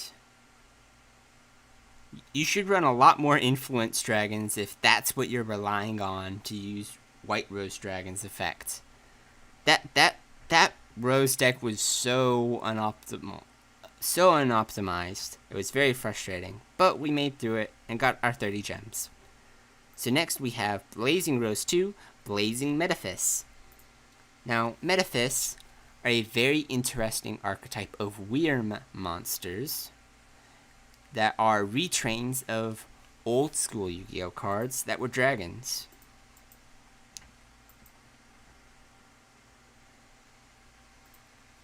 Now, as you can see from this opening hand, we have one normal monster, randomly, and then we also have a bunch of other high-level monsters. The way Metaphys work is they like to banish cards en masse, to then special summon themselves from being banished. However, we haven't drawn any of our banishment cards, so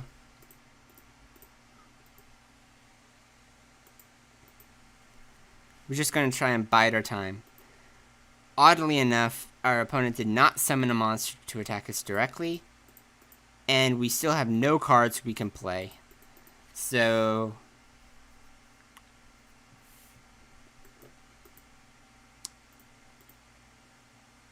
okay, we finally get a card that we can summon.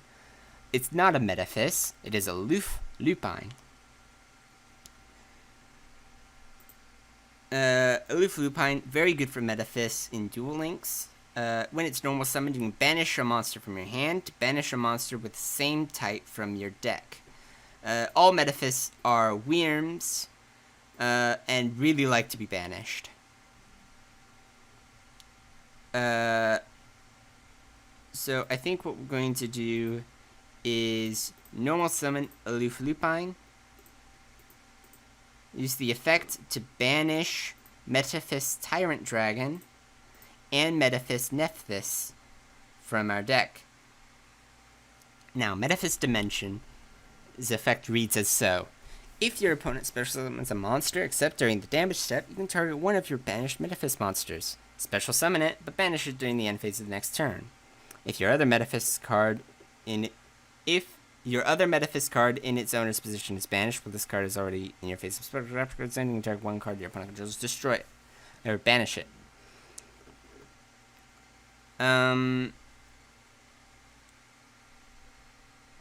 So what this is asking us right now is, because we banished a Metaphys, Tyrant Dragon, and Nephthys, we can banish one card our opponent controls. Which is always a yes. Always banish the opponent's cards. And we're up against Dark Lords, who will be very sad by this effect, because they cannot recover their banished spell and shop cards. It's a little sad. Anyway, our Nephthys are gonna come back during our next turn, like Nephthys, and then we can we can add a Nephthys from our deck to our hand. I choose Metaphys Factor, which is the field spell, and we can also use Tyrant Dragon's effect to special summon a Nephthys from our hand. Let's summon Metaphys Armed Dragon, because it's the most useless.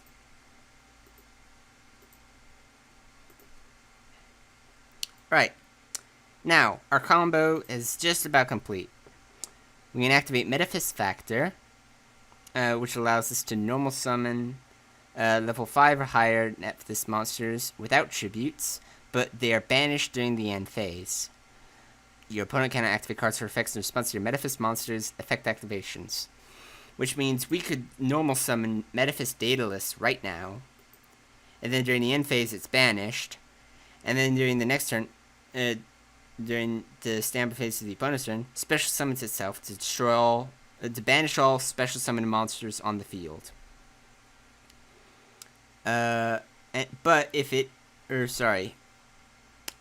When it's special summoned by the effect of a Metaphys, it banishes all of the special summoned monsters on the field. If it's banished during the standby phase of the next turn, shuffle this banished card into the deck to banish a Metaphys from the deck. If it's special summoned from banish, which is the more common thing, it'll do a nuke. But it's not going to be an issue for right now. We also have Ace of Metaphys. Once per turn, banish one Metaphys card from your hand, and if you do, draw one card. Once per turn, if your Metaphys card in its owner's possession is banished, apply this effect depending on whose turn it is. If it's your turn, all monsters on the field lose 500 attack or defense except Metaphys. If the opponent's turn, change all battle positions of monsters on the field except Metaphys. What we're just going to do is normal summon using Metaphys Factor.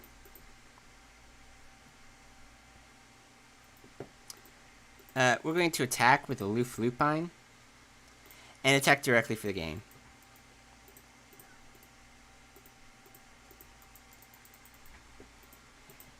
This wasn't a very good demonstration of what Metaphys can do. The ideal thing is they banish a lot of their cards, use cards to special summon from banished regularly. So every standby phase, you're gaining a lot of advantage by sending cards you want to be banished, adding cards to your hand, and special summoning monsters. And the special summons are really, really big. However, they are really slow because they are entirely dependent on having at least something that will start the banishing trend, like Aloof Lupine, or summoning or using Metaphys Factor to allow you to summon one of them from your hand to get things rolling. If you're interested in that kind of thing, give Metaphys a try. Worms need more love. But now we're going on to Guardians of Rock 1 with Magnet Warriors.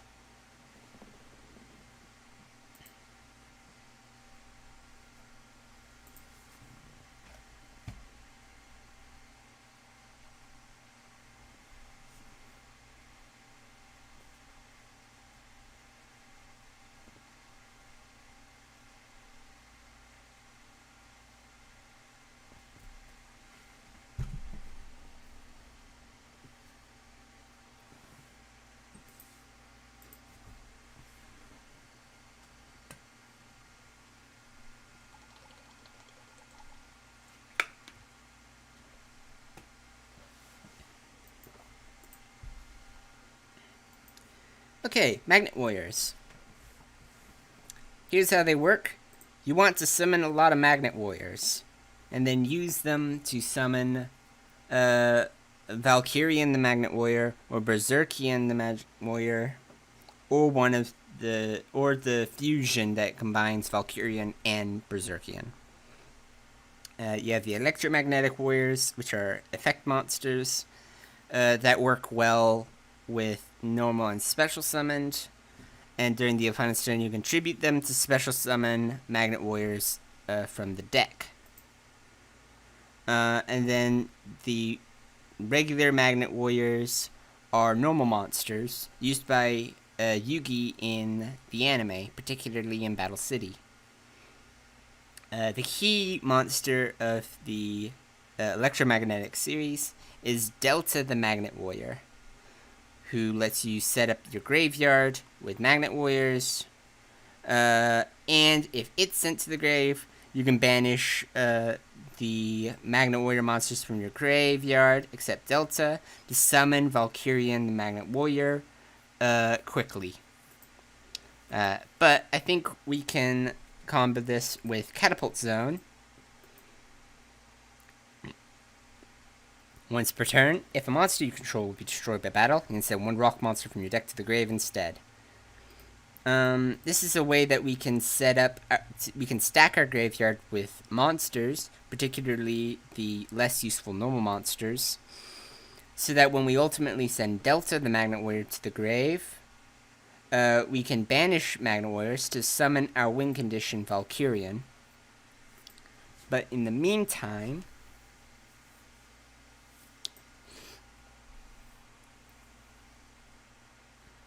we're going to want to summon Gamma the Electromagnetic Warrior,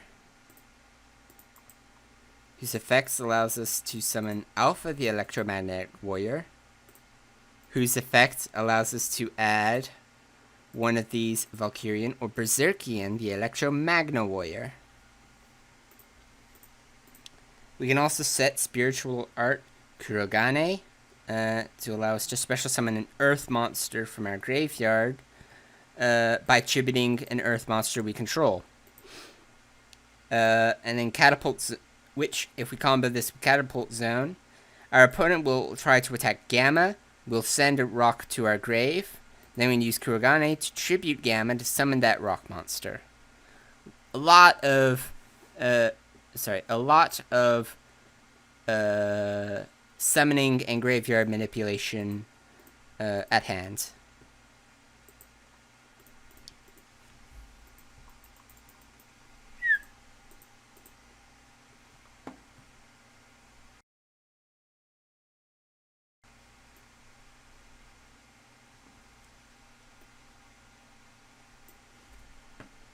Alright, we have Guard Dragon Garmades after us.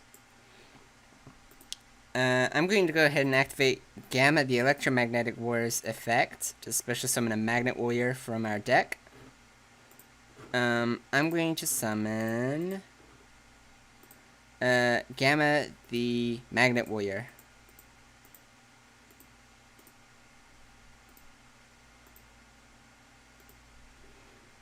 Alright, we've got Garmades again.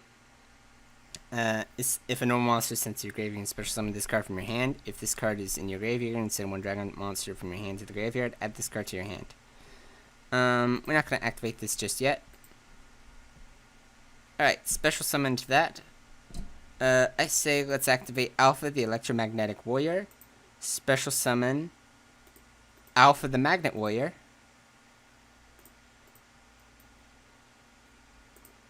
We have Hunter Dragon. Opponents about to end their turn, activate the effect of a card. No. Alright. We have Gamma the Electromagnetic Warrior drawn. But I think we're just going to use Delta the Magnet Warrior. Summon and use the effect. We're going to send Beta the Electromagnetic Warrior to our grave.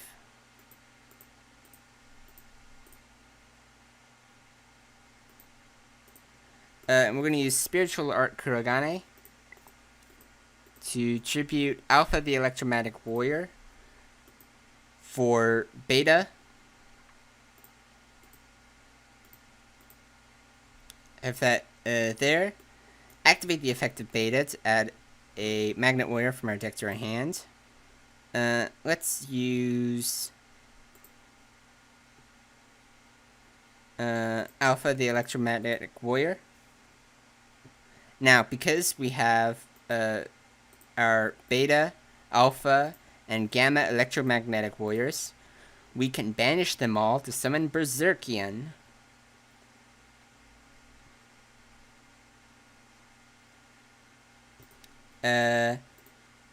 We weren't able to do this before because we didn't have any zones available, but we're gonna summon this using the Gamma in our hand, a monster on our field, and in our graveyard, to get Berserkian out. A good 3000 attack point monster that we can also use its effect to banish a level 4 or lower Magnet Warrior from our grave and target one card your opponent controls and destroy it. That's not a once per turn effect. As long as we have Magnet Warriors in our graveyard, we can destroy cards on the field. We only have one Magnet Warrior at the moment, Alpha. But that'd be good if we wanted to get rid of, say, Garmedes. Or even Hunter Dragon.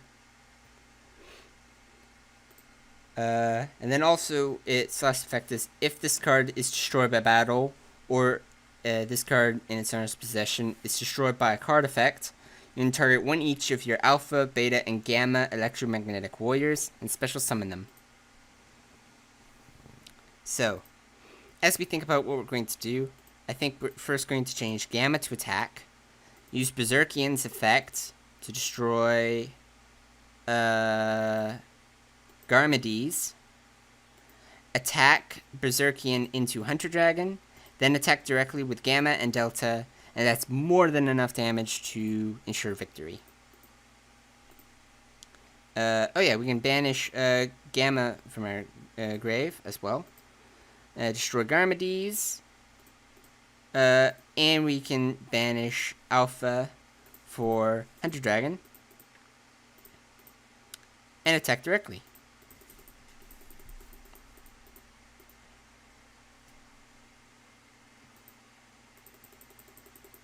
So yeah, that's Magnet Warriors. In a nutshell, they are very, very fun. They do require a little bit of extra thought to think about the order in which you send them to the grave or summon them, but you can pull off some very fun combos with them. So now we have another rock deck, Triamid. Now, I'm not as experienced with Triamid decks, but I do know that they are centered around field spells.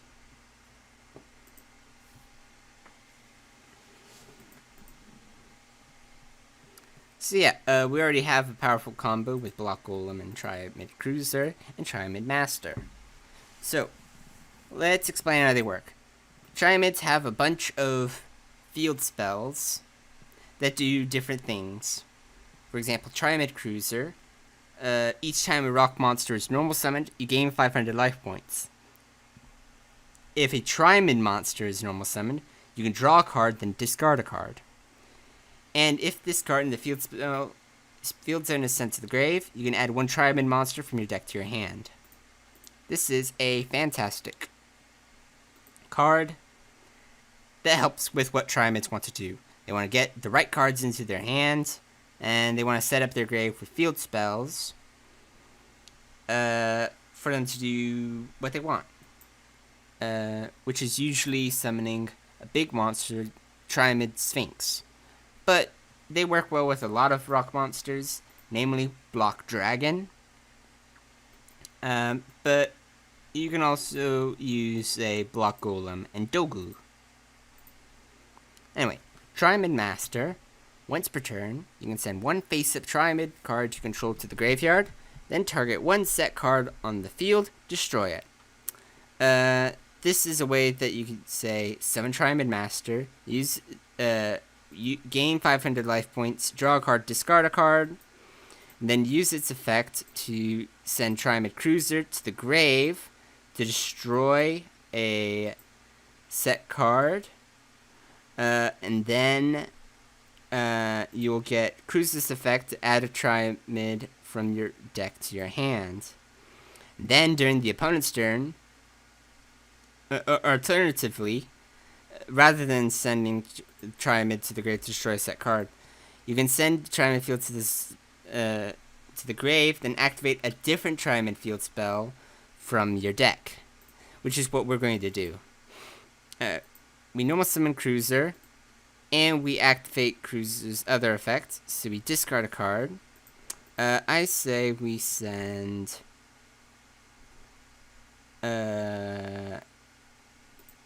Block Golem to the grave. So we can just activate Triamid King Golem to send Cruiser to the grave and add a Triamid from our deck to our hand. And we'll get King Golem's effect, which is all rock monsters you control gain 500 attack, which puts Triamid Master to 2300. And if a Triamid monster you control battles, your opponent can activate cards or effects until the end of the damage step.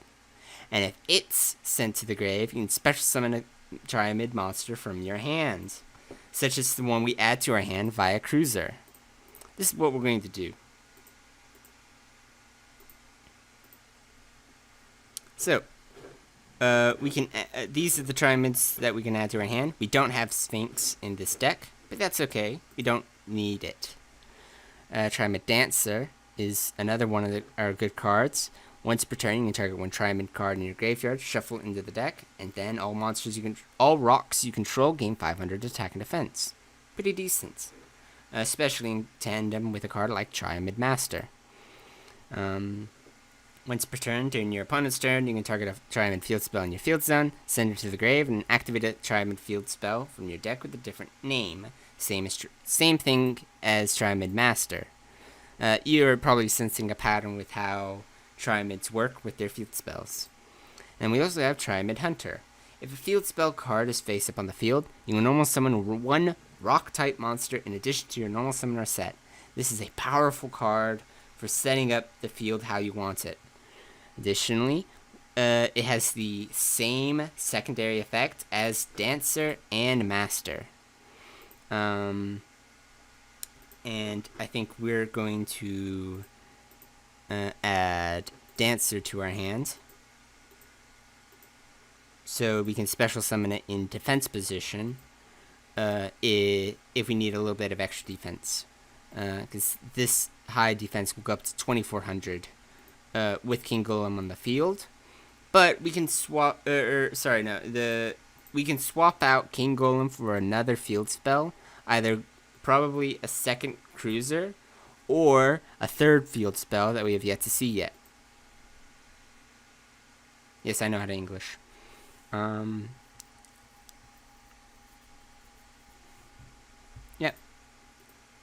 Our opponent just does that. We're going to make use of our action economy to send that. And here we have Triamid Fortress, the third field spell.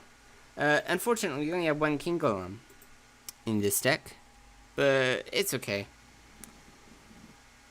Triamid Fortress gives all rock monsters 500 defense. Triamid monsters on the field cannot be destroyed by card effects, and if it's sent to from the field to the grave, you can target one Triamid monster in your grave and add it to your hand. I'm actually going to use Triamid Cruiser. Use King Golem's effect with Dancer. You know what? We can activate Dancer's effect to use King Golem. There we go. There was our other King Golem. I forgot you couldn't activate King Golem into King Golem. That's why we didn't see it. But we get our Cruiser's effect again, so we can add Triamid Hunter to our hand. what card will we draw? It's another dancer. Let's summon Hunter. Activate Triad Dancer. Let's shuffle King Golem into our deck. It's a very good card.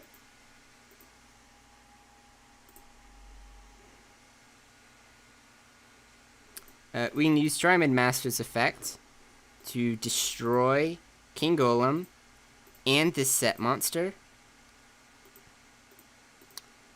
We won't activate. It doesn't activate King Golem's effects. But we have enough damage that we can take out the opponent in one go. Go Triad Dancer, then Triad Hunter, and finally Triad Master.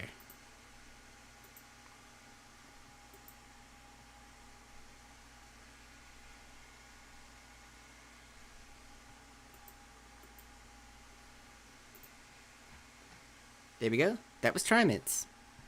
Very, very fun rock deck. Uses a lot of field spells in creative ways. I personally enjoy it, but I wouldn't play it regularly. So, on to the next. We have Cyber Rebellion 1 with Cyber Dragon fusions. Now, personally, I really don't like Cyber Dragons. I have a lot of bad experiences with Cyber Dragons in modern competitive Yu-Gi-Oh! But I think they're a little bit more tame in Duel Links.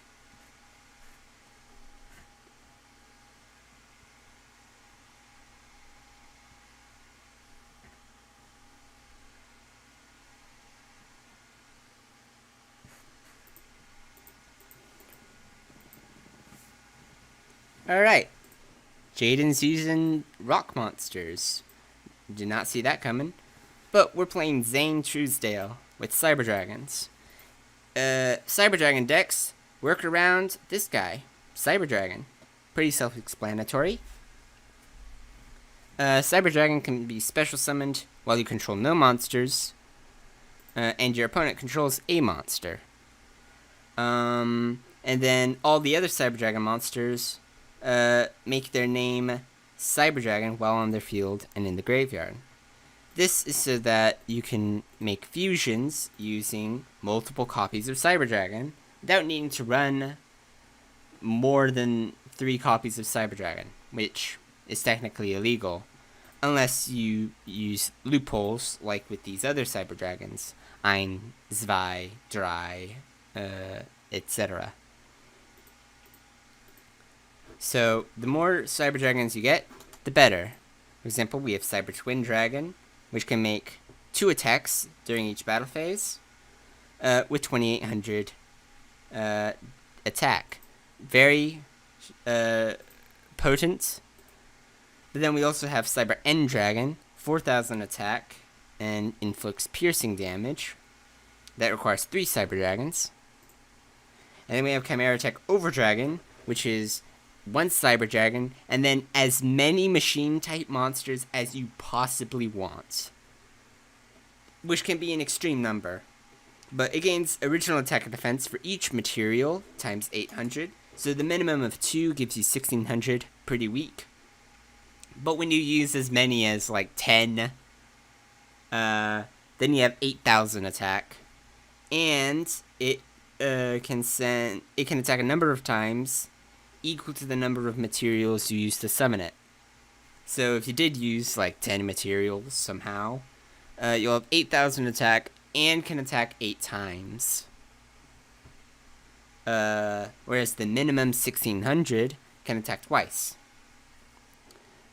Also, when Chimera Tech Over Dragon is summoned, send all other cards you control to the grave. That's the weakness of it, but you can, if you summon Over Dragon, you can generally win that turn, so it's not a huge deal. Now, we have 2 Cyber Dragons in our hand. First, we can special summon this Cyber Dragon, and we can normal summon this dragon. We can summon this Cyber Dragon, which can change its level to 5. This is cybernetic fusion support. Pay half your life points. If machine monster, if you fusion summon a machine type fusion monster this turn, you can banish monsters from your hand, graveyard, and/or your side of the field as the materials. This is how you get really big material lists for Chimera Tech Overdragon. Since you turn a regular polymerization into a miracle fusion by say, oh, I use polymerization right now. I'm going to fusion summon Cyber Twin Dragon, regular Cyber Dragon, and Cyber Dragon's Vi into this guy.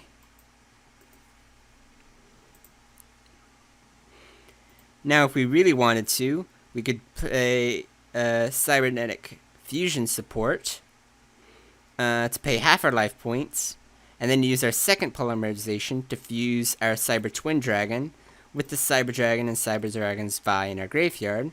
This summons Chimera Tech Overdragon with 3 materials for 2400 attack, and it can attack monsters a number of times equal to its fusion materials, but because our opponent only has 1 monster, we wouldn't be able to make the most of it.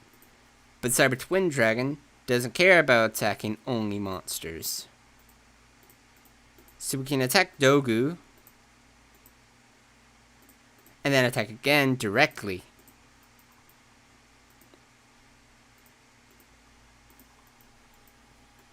This is the true power of Cyber Dragons.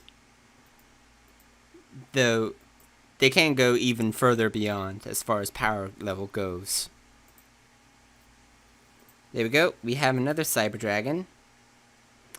We can actually fuse this Cyber Dragon with the 2 Cyber Dragons in our graveyard with cybernetic fusion support.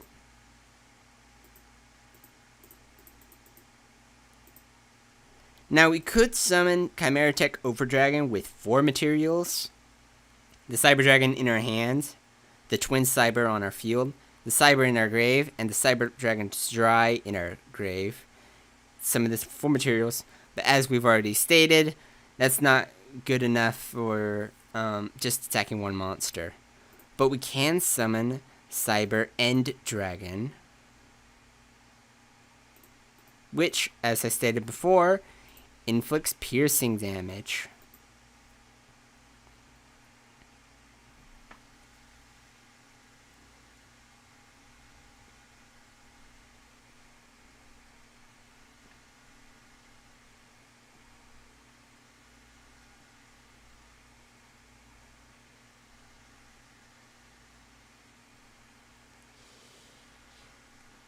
Whoosh! Now, 4,000 attack and can inflict piercing damage, and Cyber Twin Dragon can just attack twice per turn.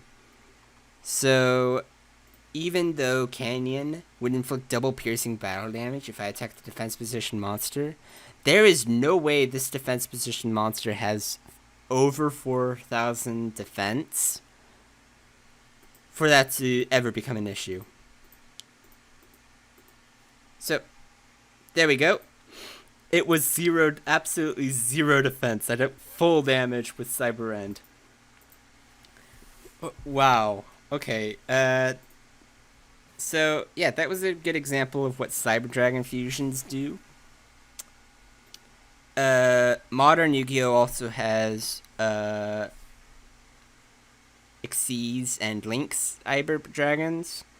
But those are way more toxic, and we're very, very fortunate that we don't have to worry about them in Duel Links for at least a little while longer. So, Cybernetic Rebellion 2 has Crystons. Crystons are a different kind of machine deck. Rather than based around fusion monsters, they like synchro monsters.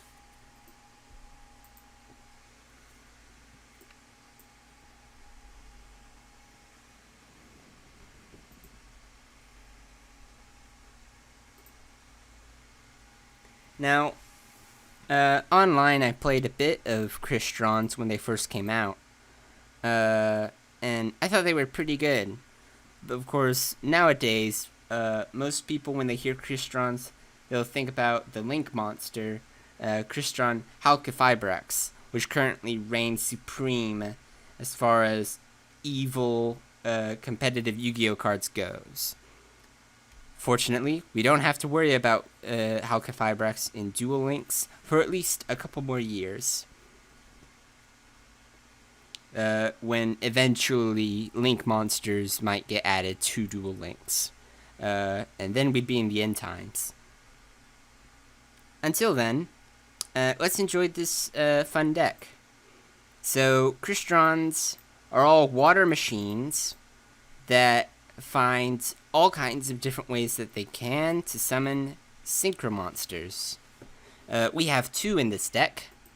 Crystron Amatrix, which is a level 5, and Crystron Quarion Gandrax. Yeah.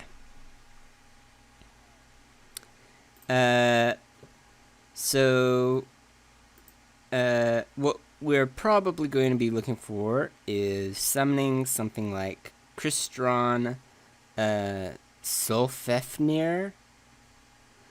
If this card is in your hand, you can discard 1 Crystron card except Crystron Sulfefnir. Special summon this card in defense position, then destroy 1 card you control. If this card is destroyed by battle or card effect, you can special summon 1 Crystron monster from your deck in defense position. So we can discard Crystron Rion.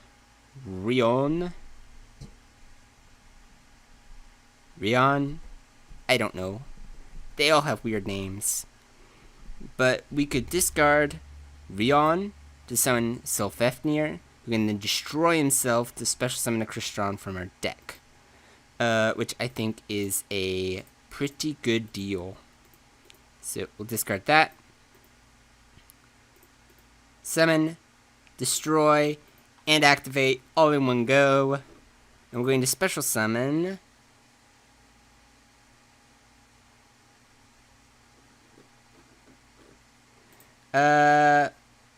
we could do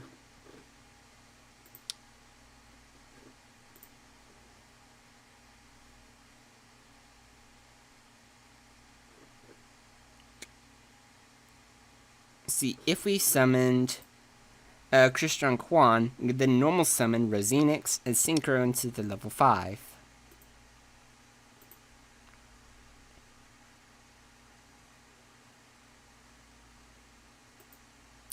Yeah. So let's special summon Crystron Amatrix.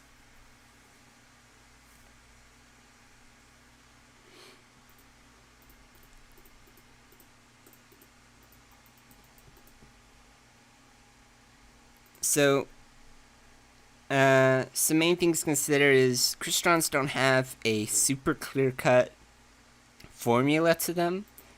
A lot of these level 4 or lower Crystrons, non-tuners, let you destroy a card you control and then special summon a Crystron tuner from your deck.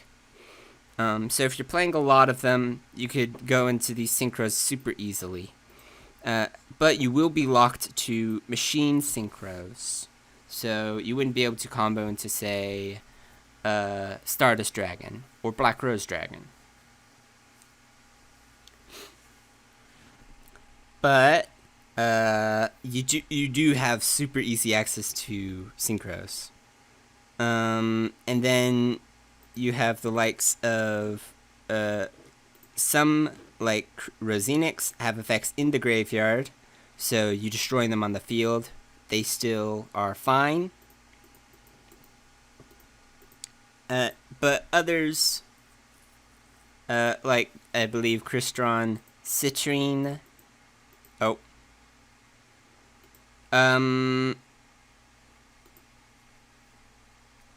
Okay, just summoned Guardian Eatos out of nowhere, interrupted my train of thought, and self-destructed into Crystron Amatrix. But that lets us get Amatrix's effect. Allows us to target Crystron Sulfefnir. And just happens to have Jet Scythe in hand. That's... wow, okay. Well, we get Sylfefnir's effect. Allows us to special summon. We'll summon Prasiordal,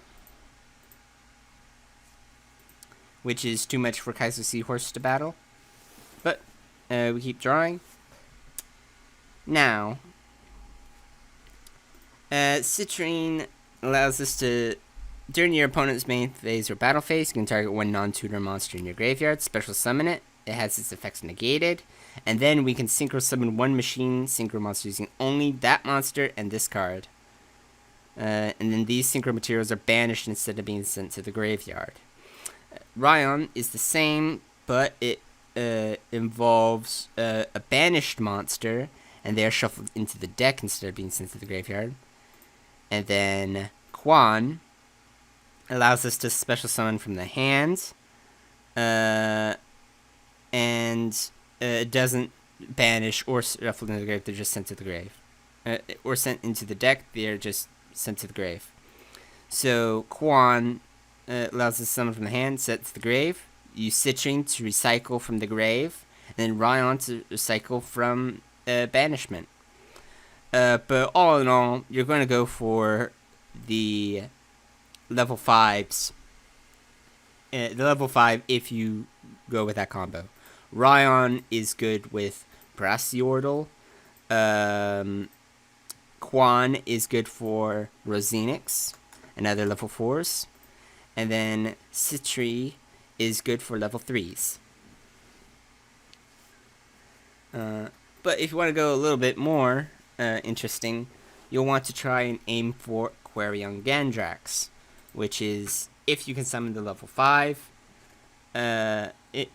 you can use the level 5 and like two Citri, or a Ryon and a Quart, and a Quan.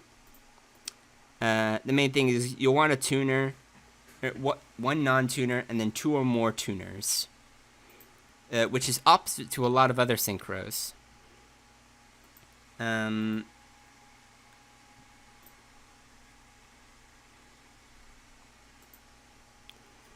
What I think I'm going to do is summon Citri.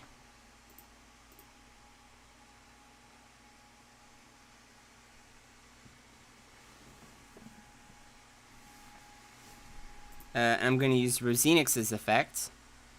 Banish that. Summon a token. Level 1.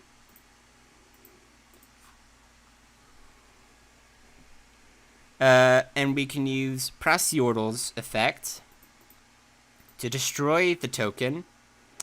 Special summon another tuner from our deck,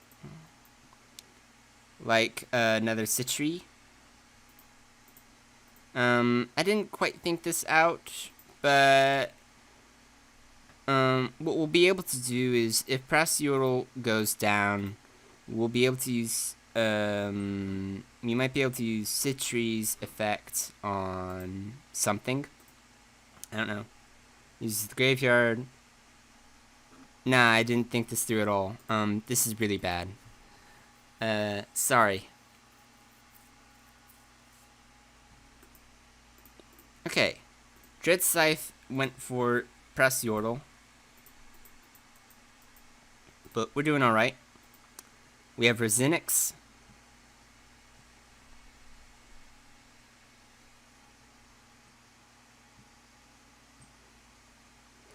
Now, let's think this through more carefully. To summon Quarion Gandrax,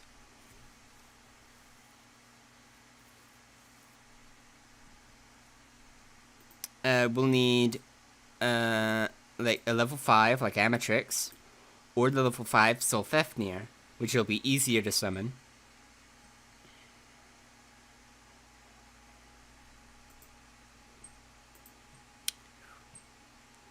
Now, what I think I'm going to do is first start with Cryston Rosenix. Use Rosenix's effect to destroy itself. We summon Quan from our deck.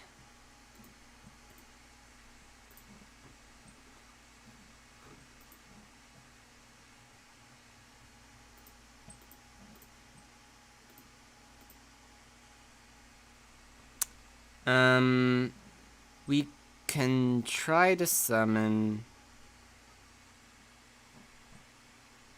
Gotta think this through carefully.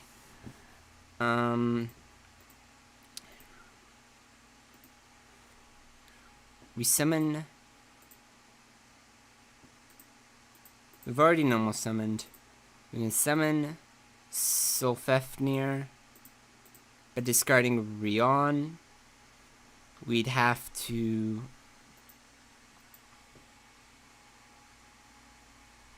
destroy Quan.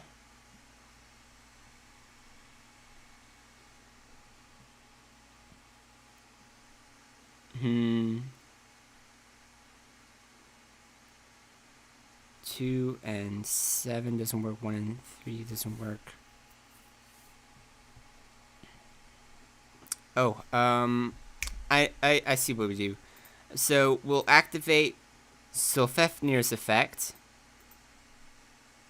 No, this doesn't work. But we can at least try. Use Citri. Yeah, my idea was to use Prasiordal to special summon a Citron from the hand, which would work with Rion. So that'd be 3 and 1 and 5, which is 9. But that actually isn't good enough. And because we don't have enough monsters on our field and in our hand, we won't be able to summon Sulfefnir next turn. To be able to summon Quarion Gandrax and be able to clear the board or anything like that. To save time, we're just going to surrender and try again. It's always okay to surrender in lone duels because the AI does not have feelings.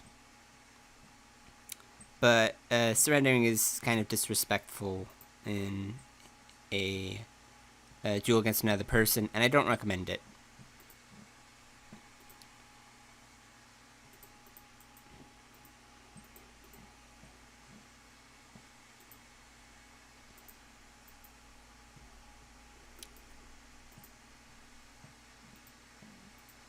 Yep.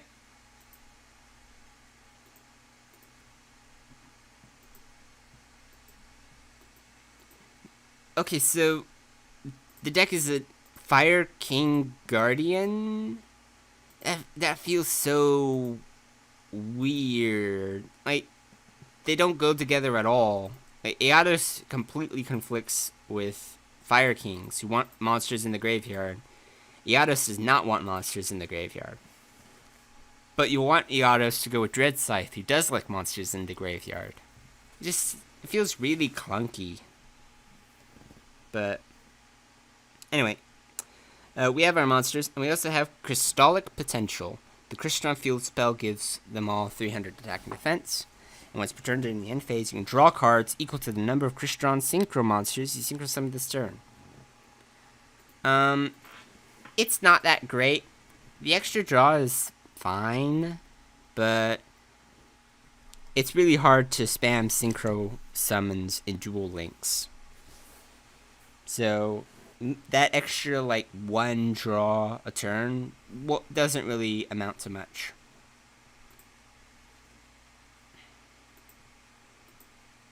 Anyway, we're going to set Crystron Prasiordal. It'll have 2300 defense, which at least saves us from 2 attacks.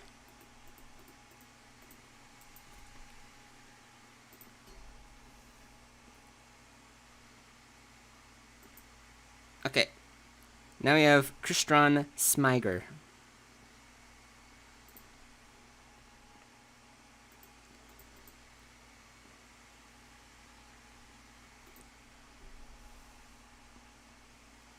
So, we're going to use Prasiordal's effect, banish it, and special summon Crystron Citri from our hand. So now I have 2 and 3 to special summon an Amatrix.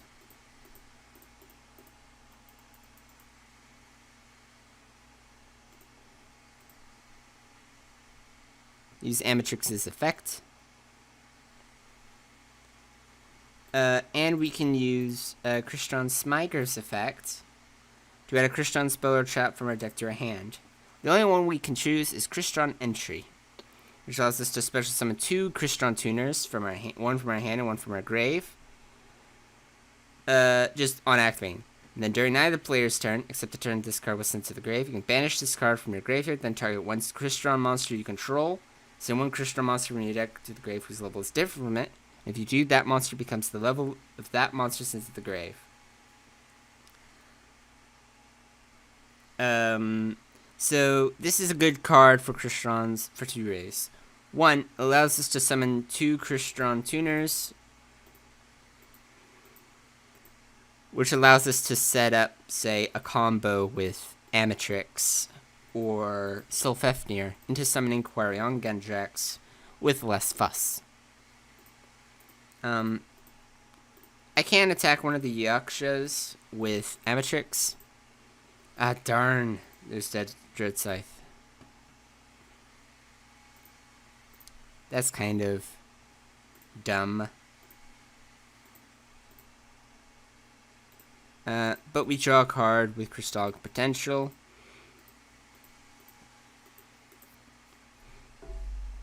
Okay. Calculation time.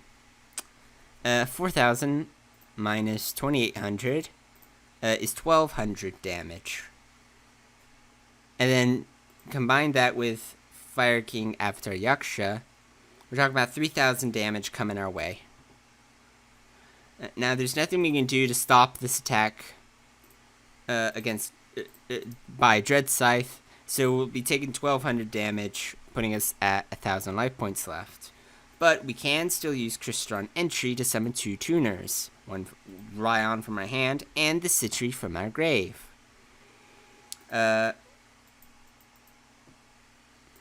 Additionally, we do get a Crystron Citri like that. So, Yaksha attacks.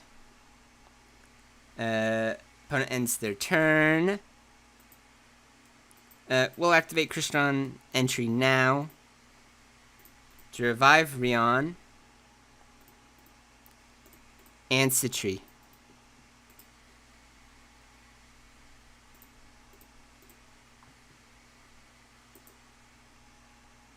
Okay, Night Beam. Totally useless card against Fire King Guardians. I mean, they have like no set spell or trap cards that they'll want. I have no idea why this is in the lone deck. It's really awful in this encounter. Additionally, we don't have any non-tuners, which is a big issue.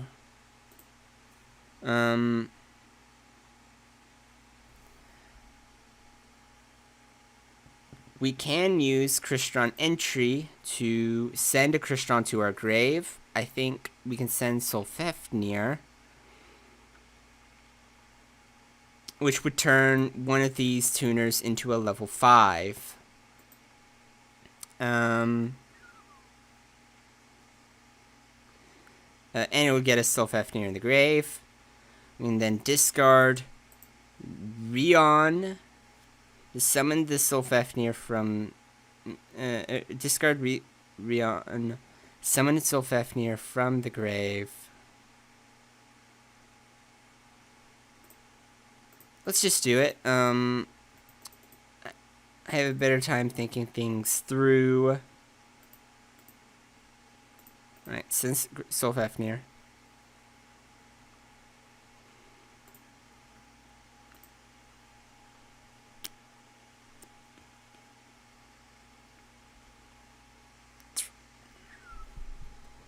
Okay, I see what we can do. We can summon Sylphefnir by discarding Ryon. Destroy Sylphefnir with his own effects. To summon a Crystron from our deck. So we currently have level 2 and 5 for 7. Which means we special summon level 2 from our deck. Press the Yordle would work. Okay. Discard Ryon. Sylphefnir. Use Sylphefnir Here we go. There's Prasiordal. Here's Quarion Gandrax. Target monsters your opponent controls and or in their graveyard up to the number of synchro materials used for the synchro summon of this card. We're using 3. It's the minimum, and it's also the maximum in Duel Links. But we'll be banishing 3 monsters our opponent controls, which are all 3 monsters on their field, which leaves their field wide empty for Quarion Gandrax to attack directly for 3,000 plus 300 damage, which puts the opponent at 200 life points left. And if it is destroyed by battle or card effects somehow, such as a surprise Garunix, we can special summon a banished monster to our field, which can include, I don't know, his Dread Scythe, maybe, or Eatos. Yeah. So, Rion and Citri with Prasiordal. Summon Crystron, Quarion Gandrax. Alright. First things first, banish Dread Scythe. Yes, we'll select another card. We'll select Yaksha. And yes, we'll select another card. We select Yaksha. Excellent. We can set Crystron entry, which will help us if, I don't know, something bad happens to Quarion Gandrax we can't predict. We attack directly. And just like that, we've finally done a comeback with this deck. It's taken advanced calculus.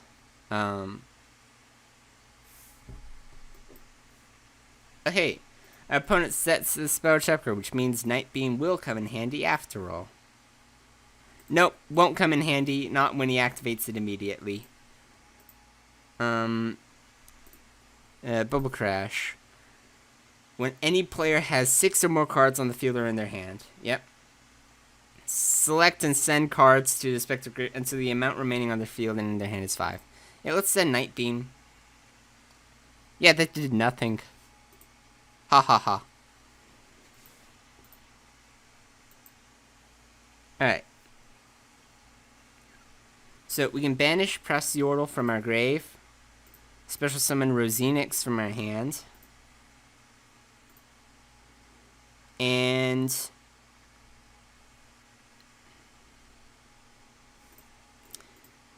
I'll summon Smiger, activate its effect to destroy itself, and summon Quan from our deck.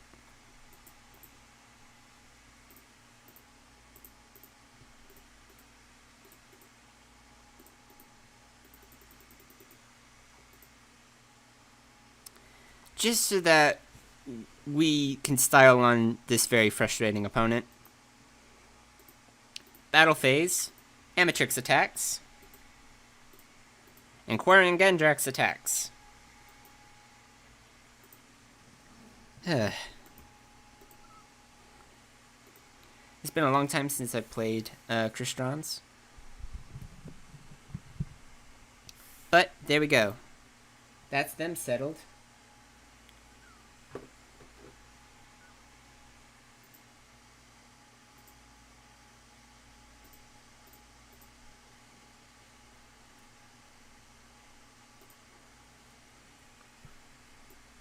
So,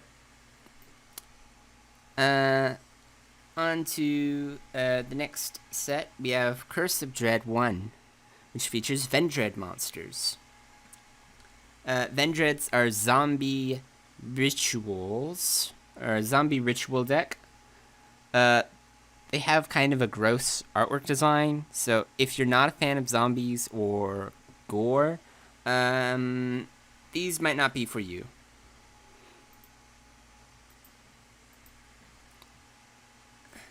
Okay, so, some cards we have. Vendread Revenants. If this card in your possession is destroyed by an opponent's card and sent to your graveyard, you can special summon this card from the graveyard, but banish it when it leaves the field. A Vendread Ritual monster using this card on the field gains this effect. Once per turn, you can target one special summon monster your opponent controls and banish it as a quick effect. Vendreads are zombies. They like rituals, and they like giving effects to rituals. And you have some really scary raid boss-like results. And let's see, we have Revendread Origin, which allows us to ritual summon a Vendread monster from our hand or graveyard by attributing monsters on our hand or field, or banishing zombies from our graveyard, whose total levels equal or exceed the ritual monsters. A Vendread Slayer you control will be destroyed by battle or card effects. You can banish this card from your graveyard instead. And then we have Revendread Evolution. Can be used to ritual summon any Vendread ritual from our hand or graveyard. You must also tribute monsters from your hand or field, and or send one Vendread monster from your deck to the graveyard, whose total levels equal the level of the ritual monster you ritual summon. Note that this is this doesn't say exceed, which means you have to exactly equal the level. The ritual summon monster is destroyed during the end phase of the next turn. So, we also have Vendread Battle Lord. You can banish one Vendread card from your graveyard and declare one type of card, monster, spell, or trap. The rest of this turn, your opponent cannot activate cards or effects of that type. If this ritual summoned card is sent to the graveyard, you can add one ritual monster from your deck to your hand. If you do, send one Vendread monster from your deck to the graveyard. So, what we can do is Vendread Evolution to summon Battle Lord by sending a Battle Lord from our deck to the grave.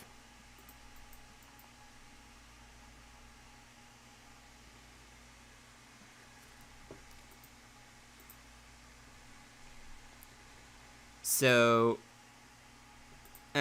normally, Battle Lord would be sent to the grave during the end phase of the next turn. But if we use Revendread Origin, we can summon Battle Lord in our grave with the Battle Lord on our field, which allows us to activate the effect of the Battle Lord in our grave. I want us to add, how about that, we can do Vendread Slayer. Once per turn, if this card battles an opponent's monster during damage calculation, you can banish a zombie from your grave, and this card gains 300 attack. If this ritual summoned card is sent to the grave, you can add one ritual spell from your deck to your hand. And if you do, send one Vendread monster from your deck to the grave. This is sort of like the protagonist ace of the Vendread archetype.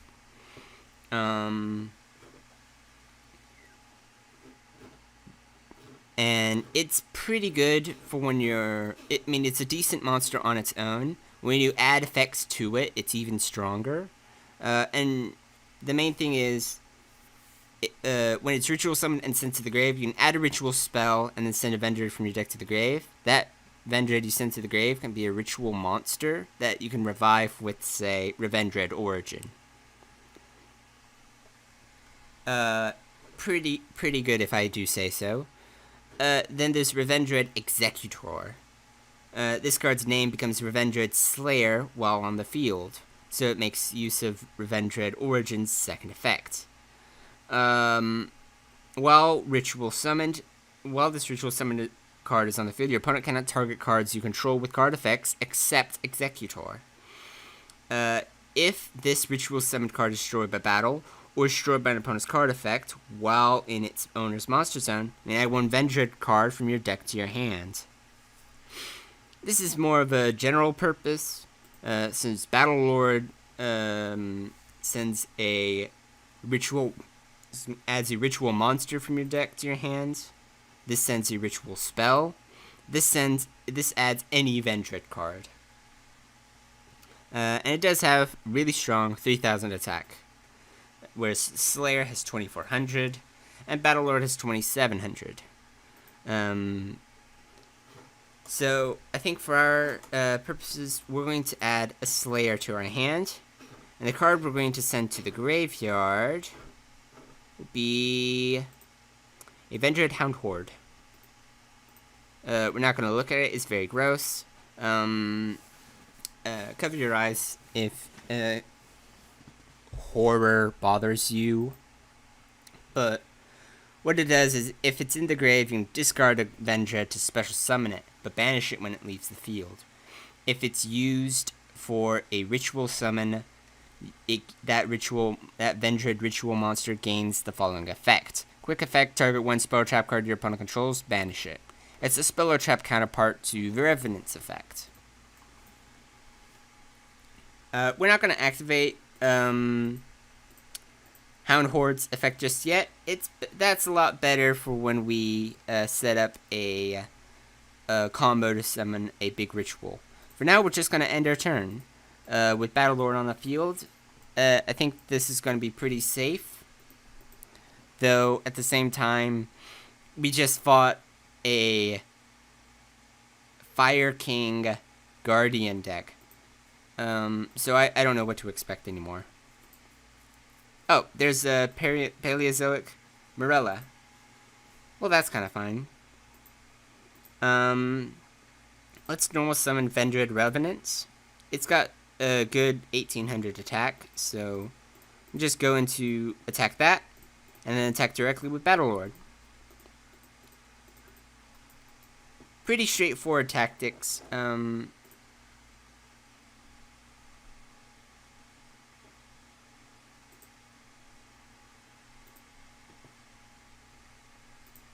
Okay.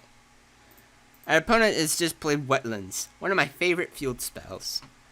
All of a very specific monster you control gain 1200 attack. Anyway. Let's summon Revenants, use Revenant's effect. Since it was short of a battle, we special summon it from the grave.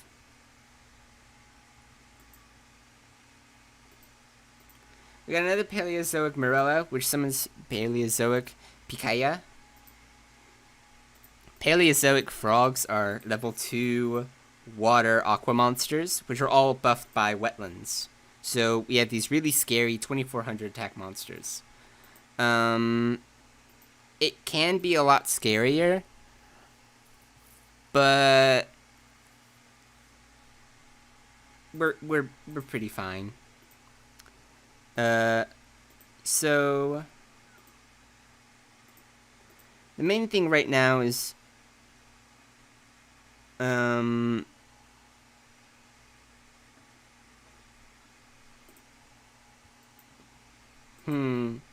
main thing right now is we have nothing to ritual summon with. We have 2 Revendread Slayers, and the added levels of Revenants and Hound Horde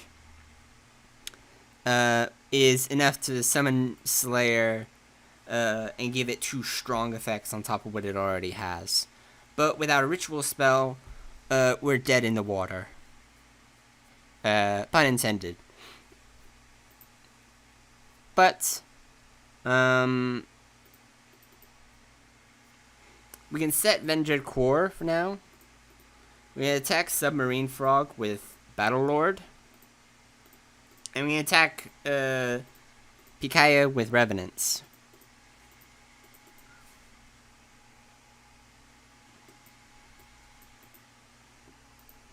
Alright, so we got Swap Frog, which uses Ronin Totem. Take a little damage, we lose Revenants. That's okay. We draw Executor.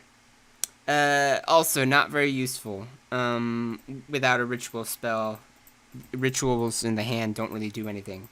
It's the biggest weakness of ritual decks. It always has been.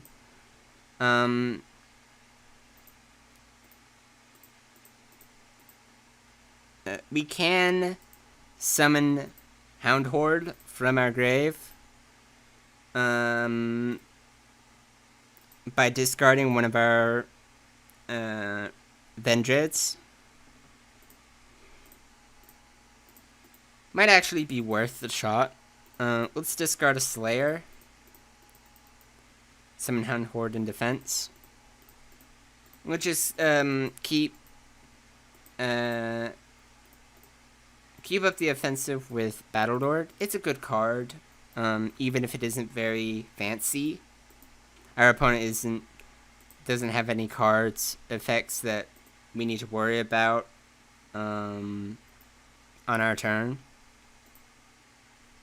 Yeah. For style points, we can activate like Battlelord's effect, declare monster, and attack into the set card.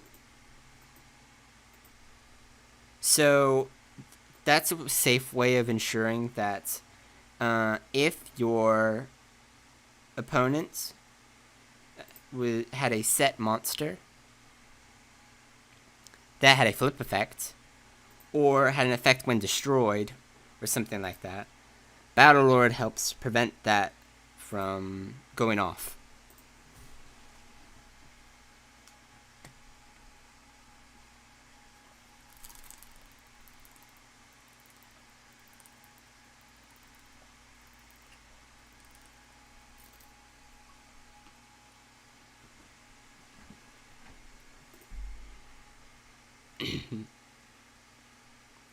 So, we draw Vendread Evolution. Very fortunate for us. With it, we can actually summon one of these monsters in our hand. So, let's actually summon Slayer. We can use a Hound Horde on our field. There's also this Sturges and a Core. So Hound Horde. Hound Horde gives it the effect of you can target one spell or trap your opponent controls and banish it. And Core gives it the effect of you cannot target this card with card effects. If Sturges was on the field, it'd give it the effect of if this card battled an opponent's monster, you can draw one card, then discard one card.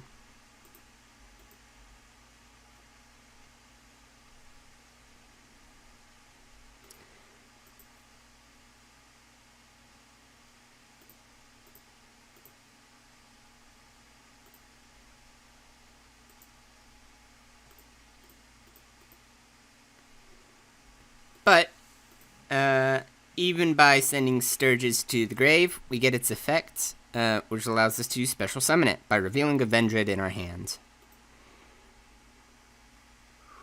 We can activate Vendread's effect, the effect given to it by Hound Horde, to remove wetlands from the field. We can activate Battlelord's effect, banish an evolution from my hand, declare monster cards. Now we can get into this. Allows us to battle with Vendread Slayer, battle with Battlelord, and attack directly with Sturges for exactly lethal.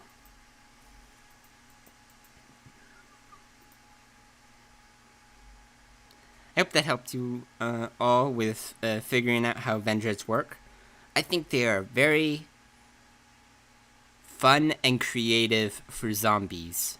I like ritual decks, even though a lot of them aren't that good.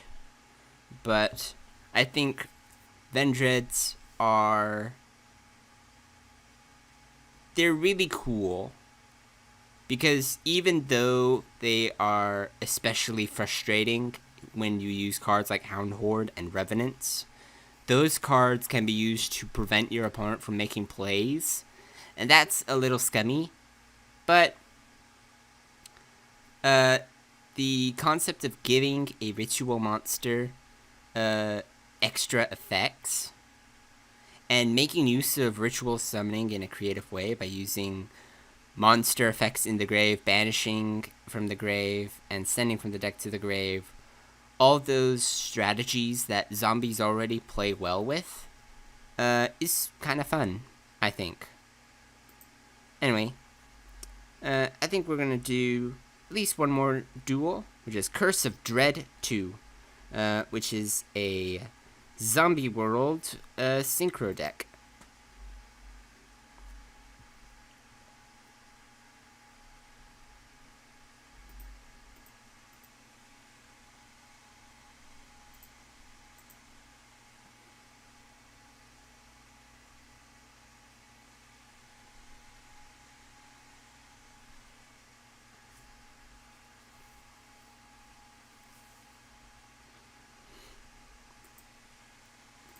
Okay, first things first, we're playing as Bones. If you don't remember who Bones is a throwaway character from the early Yu-Gi-Oh! DM anime, Duel Joey and Lost. But Bones is known for using zombies and ghosts. Pretty straightforward. Today we'll be playing this Zombie World Synchro deck. Zombie World, notoriously powerful deck since early days of Yu-Gi-Oh! Like when it first came out and for a while after that, it's notorious for shutting down opponent plays passively. On top of just having strong monsters that work well with zombies. Some main cards to consider. We have Call of the Mummy. If we control no monsters, we can special summon a zombie from our hand. Once per turn. So we could say, use Call of the Mummy to special summon Plague Spreader Zombie and normal summon Zombina to then immediately go into synchro summoning a level 6, such as Revived King Hades or Archfiend Zombie Skull. Either way, we get a strong monster with a protective effect.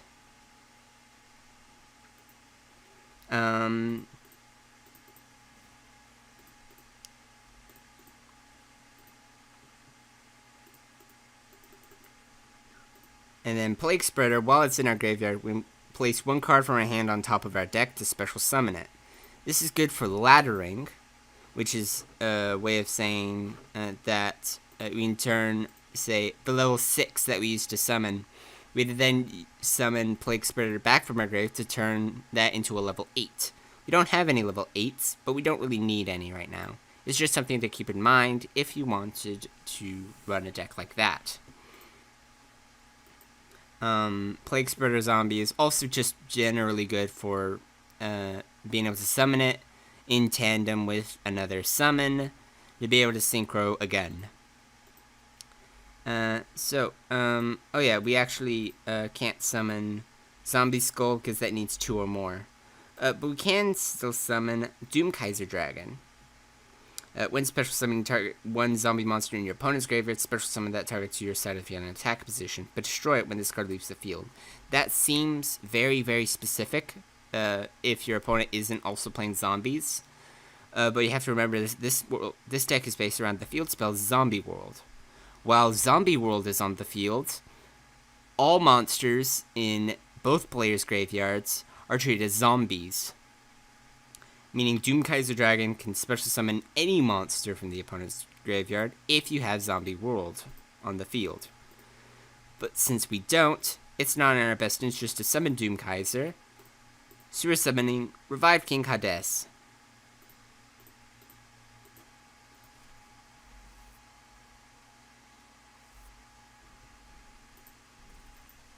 Alright. Joey just sets a monster, we draw, we get Pyramid Turtle. Now, Pyramid Turtle is a great card with zombies since there are so many zombies in the game with 2,000 or less defense that can be special summoned if Pyramid Turtle is destroyed on the field. But we don't need to worry about making any plays with Plague Spreader just now, because again, the only monster we can summon would be Doom Kaiser, which is not... We don't really need it right now. But we can attack with Revived King Hades, and then attack directly with Pyramid Turtle. Now our opponent used Lady of the Lake as a set monster, which means we're up against Noble Knights. I don't think we have anything to worry about the AI's Noble Knights. especially since he just keeps setting one monster and passing. Alright, we have a second Call of the Mummy. This is a very pointless card to run duplicates of, in my opinion. Because while it is a good card that you'll want to be sure to draw during a duel, especially in your starting hand, and when you have a card that you want to draw in your starting hand, it's good to run multiple copies of it. And to an extent, if something were to happen to that card on your field, having a backup is also a good idea. However, in a lot of low-level duels, and in these loner duels, the AI generally isn't smart enough to counter Call of the Mummy, or use spell or trap removal to destroy it. And if you're running a card like Zombie World, your opponent will almost always want to counter Zombie World with card removal if they get it. So Call of the Mummy becomes a rather low priority in that sense.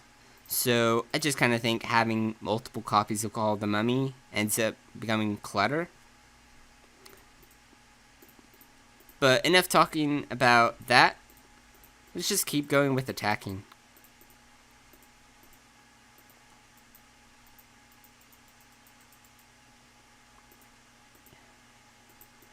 Alright.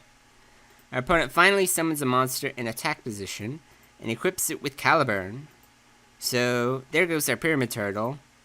But all according to plan. Pyramid Turtle is destroyed and we can special summon any of these big zombies from our deck. We have Ryukoki, which is just a big monster. We have Goblin Zombie, which is good for if it's into the grave, you can add a card to your hands. We have Zombina, which allows us to, if it's destroyed, special summon a level 4 lower monster from our grave. We have Zombino, which is a strong normal monster. We have Pain Painter, which can treat itself as a Plague Spreader zombie, and lets you target a number of monsters you control and change the levels to 2, so you can tune Pain Painter with 2 other monsters for a level 6, which will get you the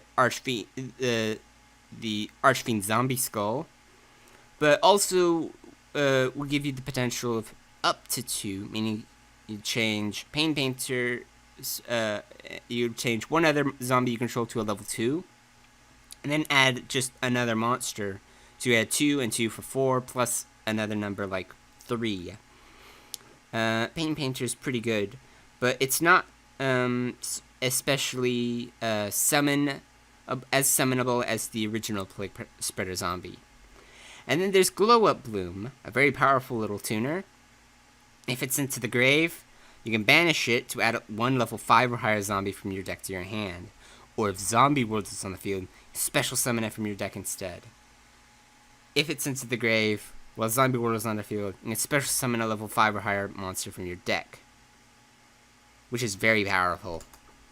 But even just itself, if it's sent to the graveyard, meaning it's a level 1, it can do that pretty easily. And our opponent has only done their only attack for the turn. So that's what we're doing. We draw. We draw another Glow Up Boom. And we can activate Posthumous Army, which is Bones' ability. Can be used whenever you lose life points, like we lost life points with Pyramid Turtle, which turns all monsters on the field and both players' graves into zombie-type monsters until the end of the opponent's turn. Basically makes a baby Zombie World for 1 round, which is pretty useful. Especially since we turn Artorigus into a zombie, meaning Caliburn, which can only equip to a warrior monster, fails. Now, since we have a level 1 tuner, and a level 6 non-tuner, we can summon Red Eye's Zombie Necro Dragon, which gains 100 attack and defense for each zombie monster on the field and in the graveyards. While another zombie monster, and when another zombie monster is destroyed by battle, such as destroying the opponent's zombie monster, we can special summon one zombie monster from either graveyard to the field. This is a bonkers card.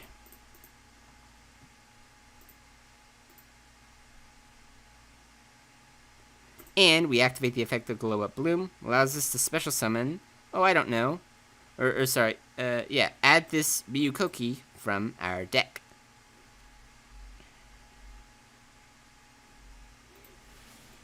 Now, battle phase, we attack Artorigus, use Zombie Necro Dragon's effect, we can summon our Revived King Hades,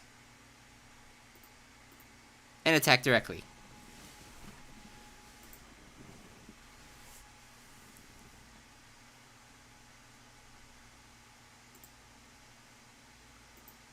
Alright, so, review time. If you enjoy disrupting your opponent's plays in small but significant ways, give zombies a try. They used to be meta in real life, I say in real life, in regular Yu-Gi-Oh! For a long time when they were introduced. But since they kind of fallen out of fashion, I mean, with the exception of cards like in regular Yu-Gi-Oh, there's cards like Doom King Balertroch, I think. And those turn Zombie World not fun, like even more so than regular. But you also have to consider that in Duel Links, you don't see zombie decks too often, just because the current meta, if I had to guess, would be dragons mostly. But yeah, it's like if you enjoy that kind of gameplay of using the opponent's monsters against them and disrupting type-based plays, zombies are a good choice for you. Now, I'm getting a little bit tired, so I think we'll call it the end of the stream. Thank you everyone very much for watching. I hope you all learned something. I sure have. And I'll see you all in the next stream next week. Have a good